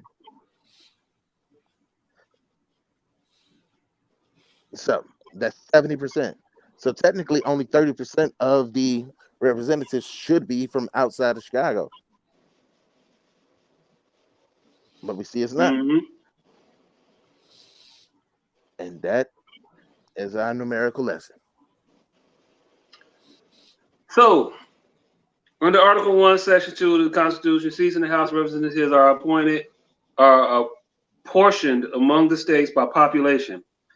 As determined by the census conducted every 10 years, each state is entitled to at least 1 representative, however small its population. I'm trying to figure out the baseline number of people per representative. Oh, and as far as the country goes, or as far as states go, or as far I would think as far as I was talking about U.S. congressmen. Every state is gonna have individual rules of how they do their own shit. But as far as U.S. congressmen, it's basically entire population divided by 35, divided by 435, and then from there. But it's not always 435. It's always 435 representatives. I thought we grew the number of representatives over the years. Yeah, when other people lose seats. Some states win seats, some states get more seats. When their population grows, some states lose seats. Because it's always 435, I believe. And then from there, you take the entire population, divided by 435, and then 1 seat per every whatever answer that is. I just did this in that math class that I took. Shout out to that shit. I'm reading some shit. You took that shit in a math class? Yeah, well, the seat, the qualifying number and shit, and then it's like when it gets to, it's like they take all the whole numbers, and then from there, they what the fuck do you do? Like all right, let's pull up some examples.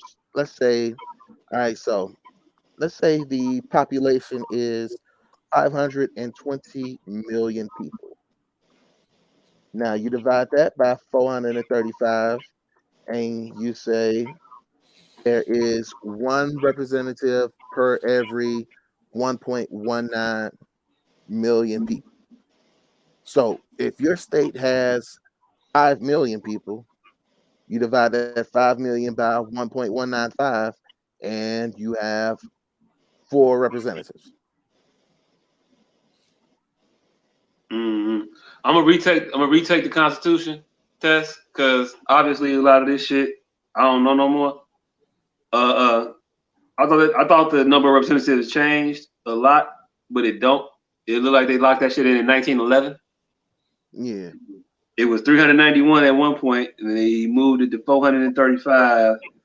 It was in 59. It was 437, and then in 63 it went to 435. It's been at 435 cents. Yep. They have reproportioned 21 times since 1790. The 23rd census occurred in 2010, and that's when the number of seats changed. So the number of seats only changes every 10 years, determined by the census. But it's the Illinois number is still weird to me. After the census. Yeah, after the census. The Illinois number is still weird to me. But again, I think people are done a disservice when they're being told that they're not in a fight or that their fight is going to be over if they do X, Y, Z.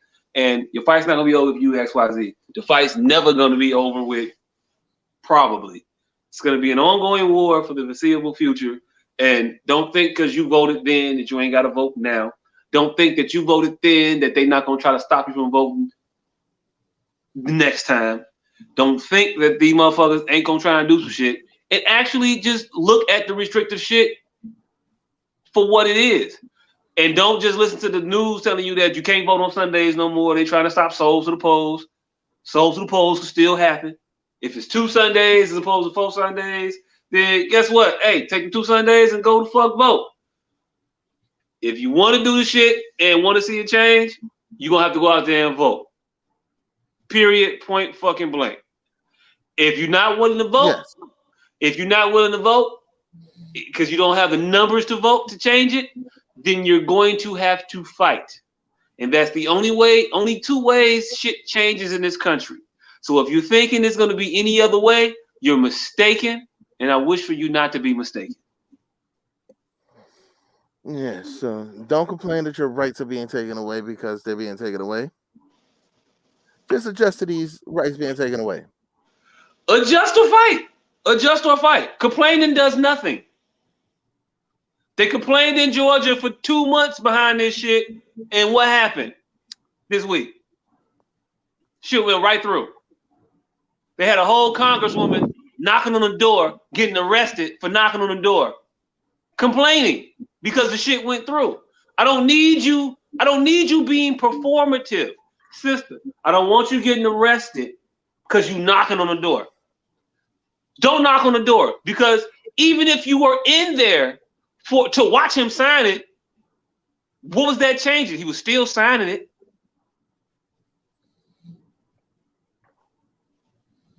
What are you doing other than being performative?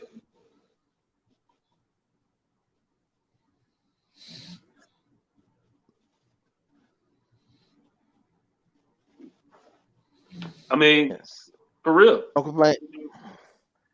Don't do everything. Yeah. Don't complain. Don't complain. Don't knock on the door. Propose legislation to make sure that shit doesn't happen again. And if you don't have the votes for the legislation, get the message out to the people. You know, I got a text message today from Joe Biden telling me to give him $7 to $7. And I'll read you the exact text. Hold up. What? You say, don't complain, do something. If you can't do something, get the word out to the people. You mean tell the people? No. I mean, if you ain't got the vote, get the word out to the people. Tell me what I should be doing. I don't think that is being done. This is what I got. This is the text I got from my president today. Hey, it's President Biden. The DNC is coming up on a big deadline tonight. If you could donate $7, I'd be so grateful. $7 for what? What are you fighting for? What are you doing? This is my point. You can send me text messages and shit asking for money. Tell me what the fuck is going for. You're saying you're fighting, but what is the fight?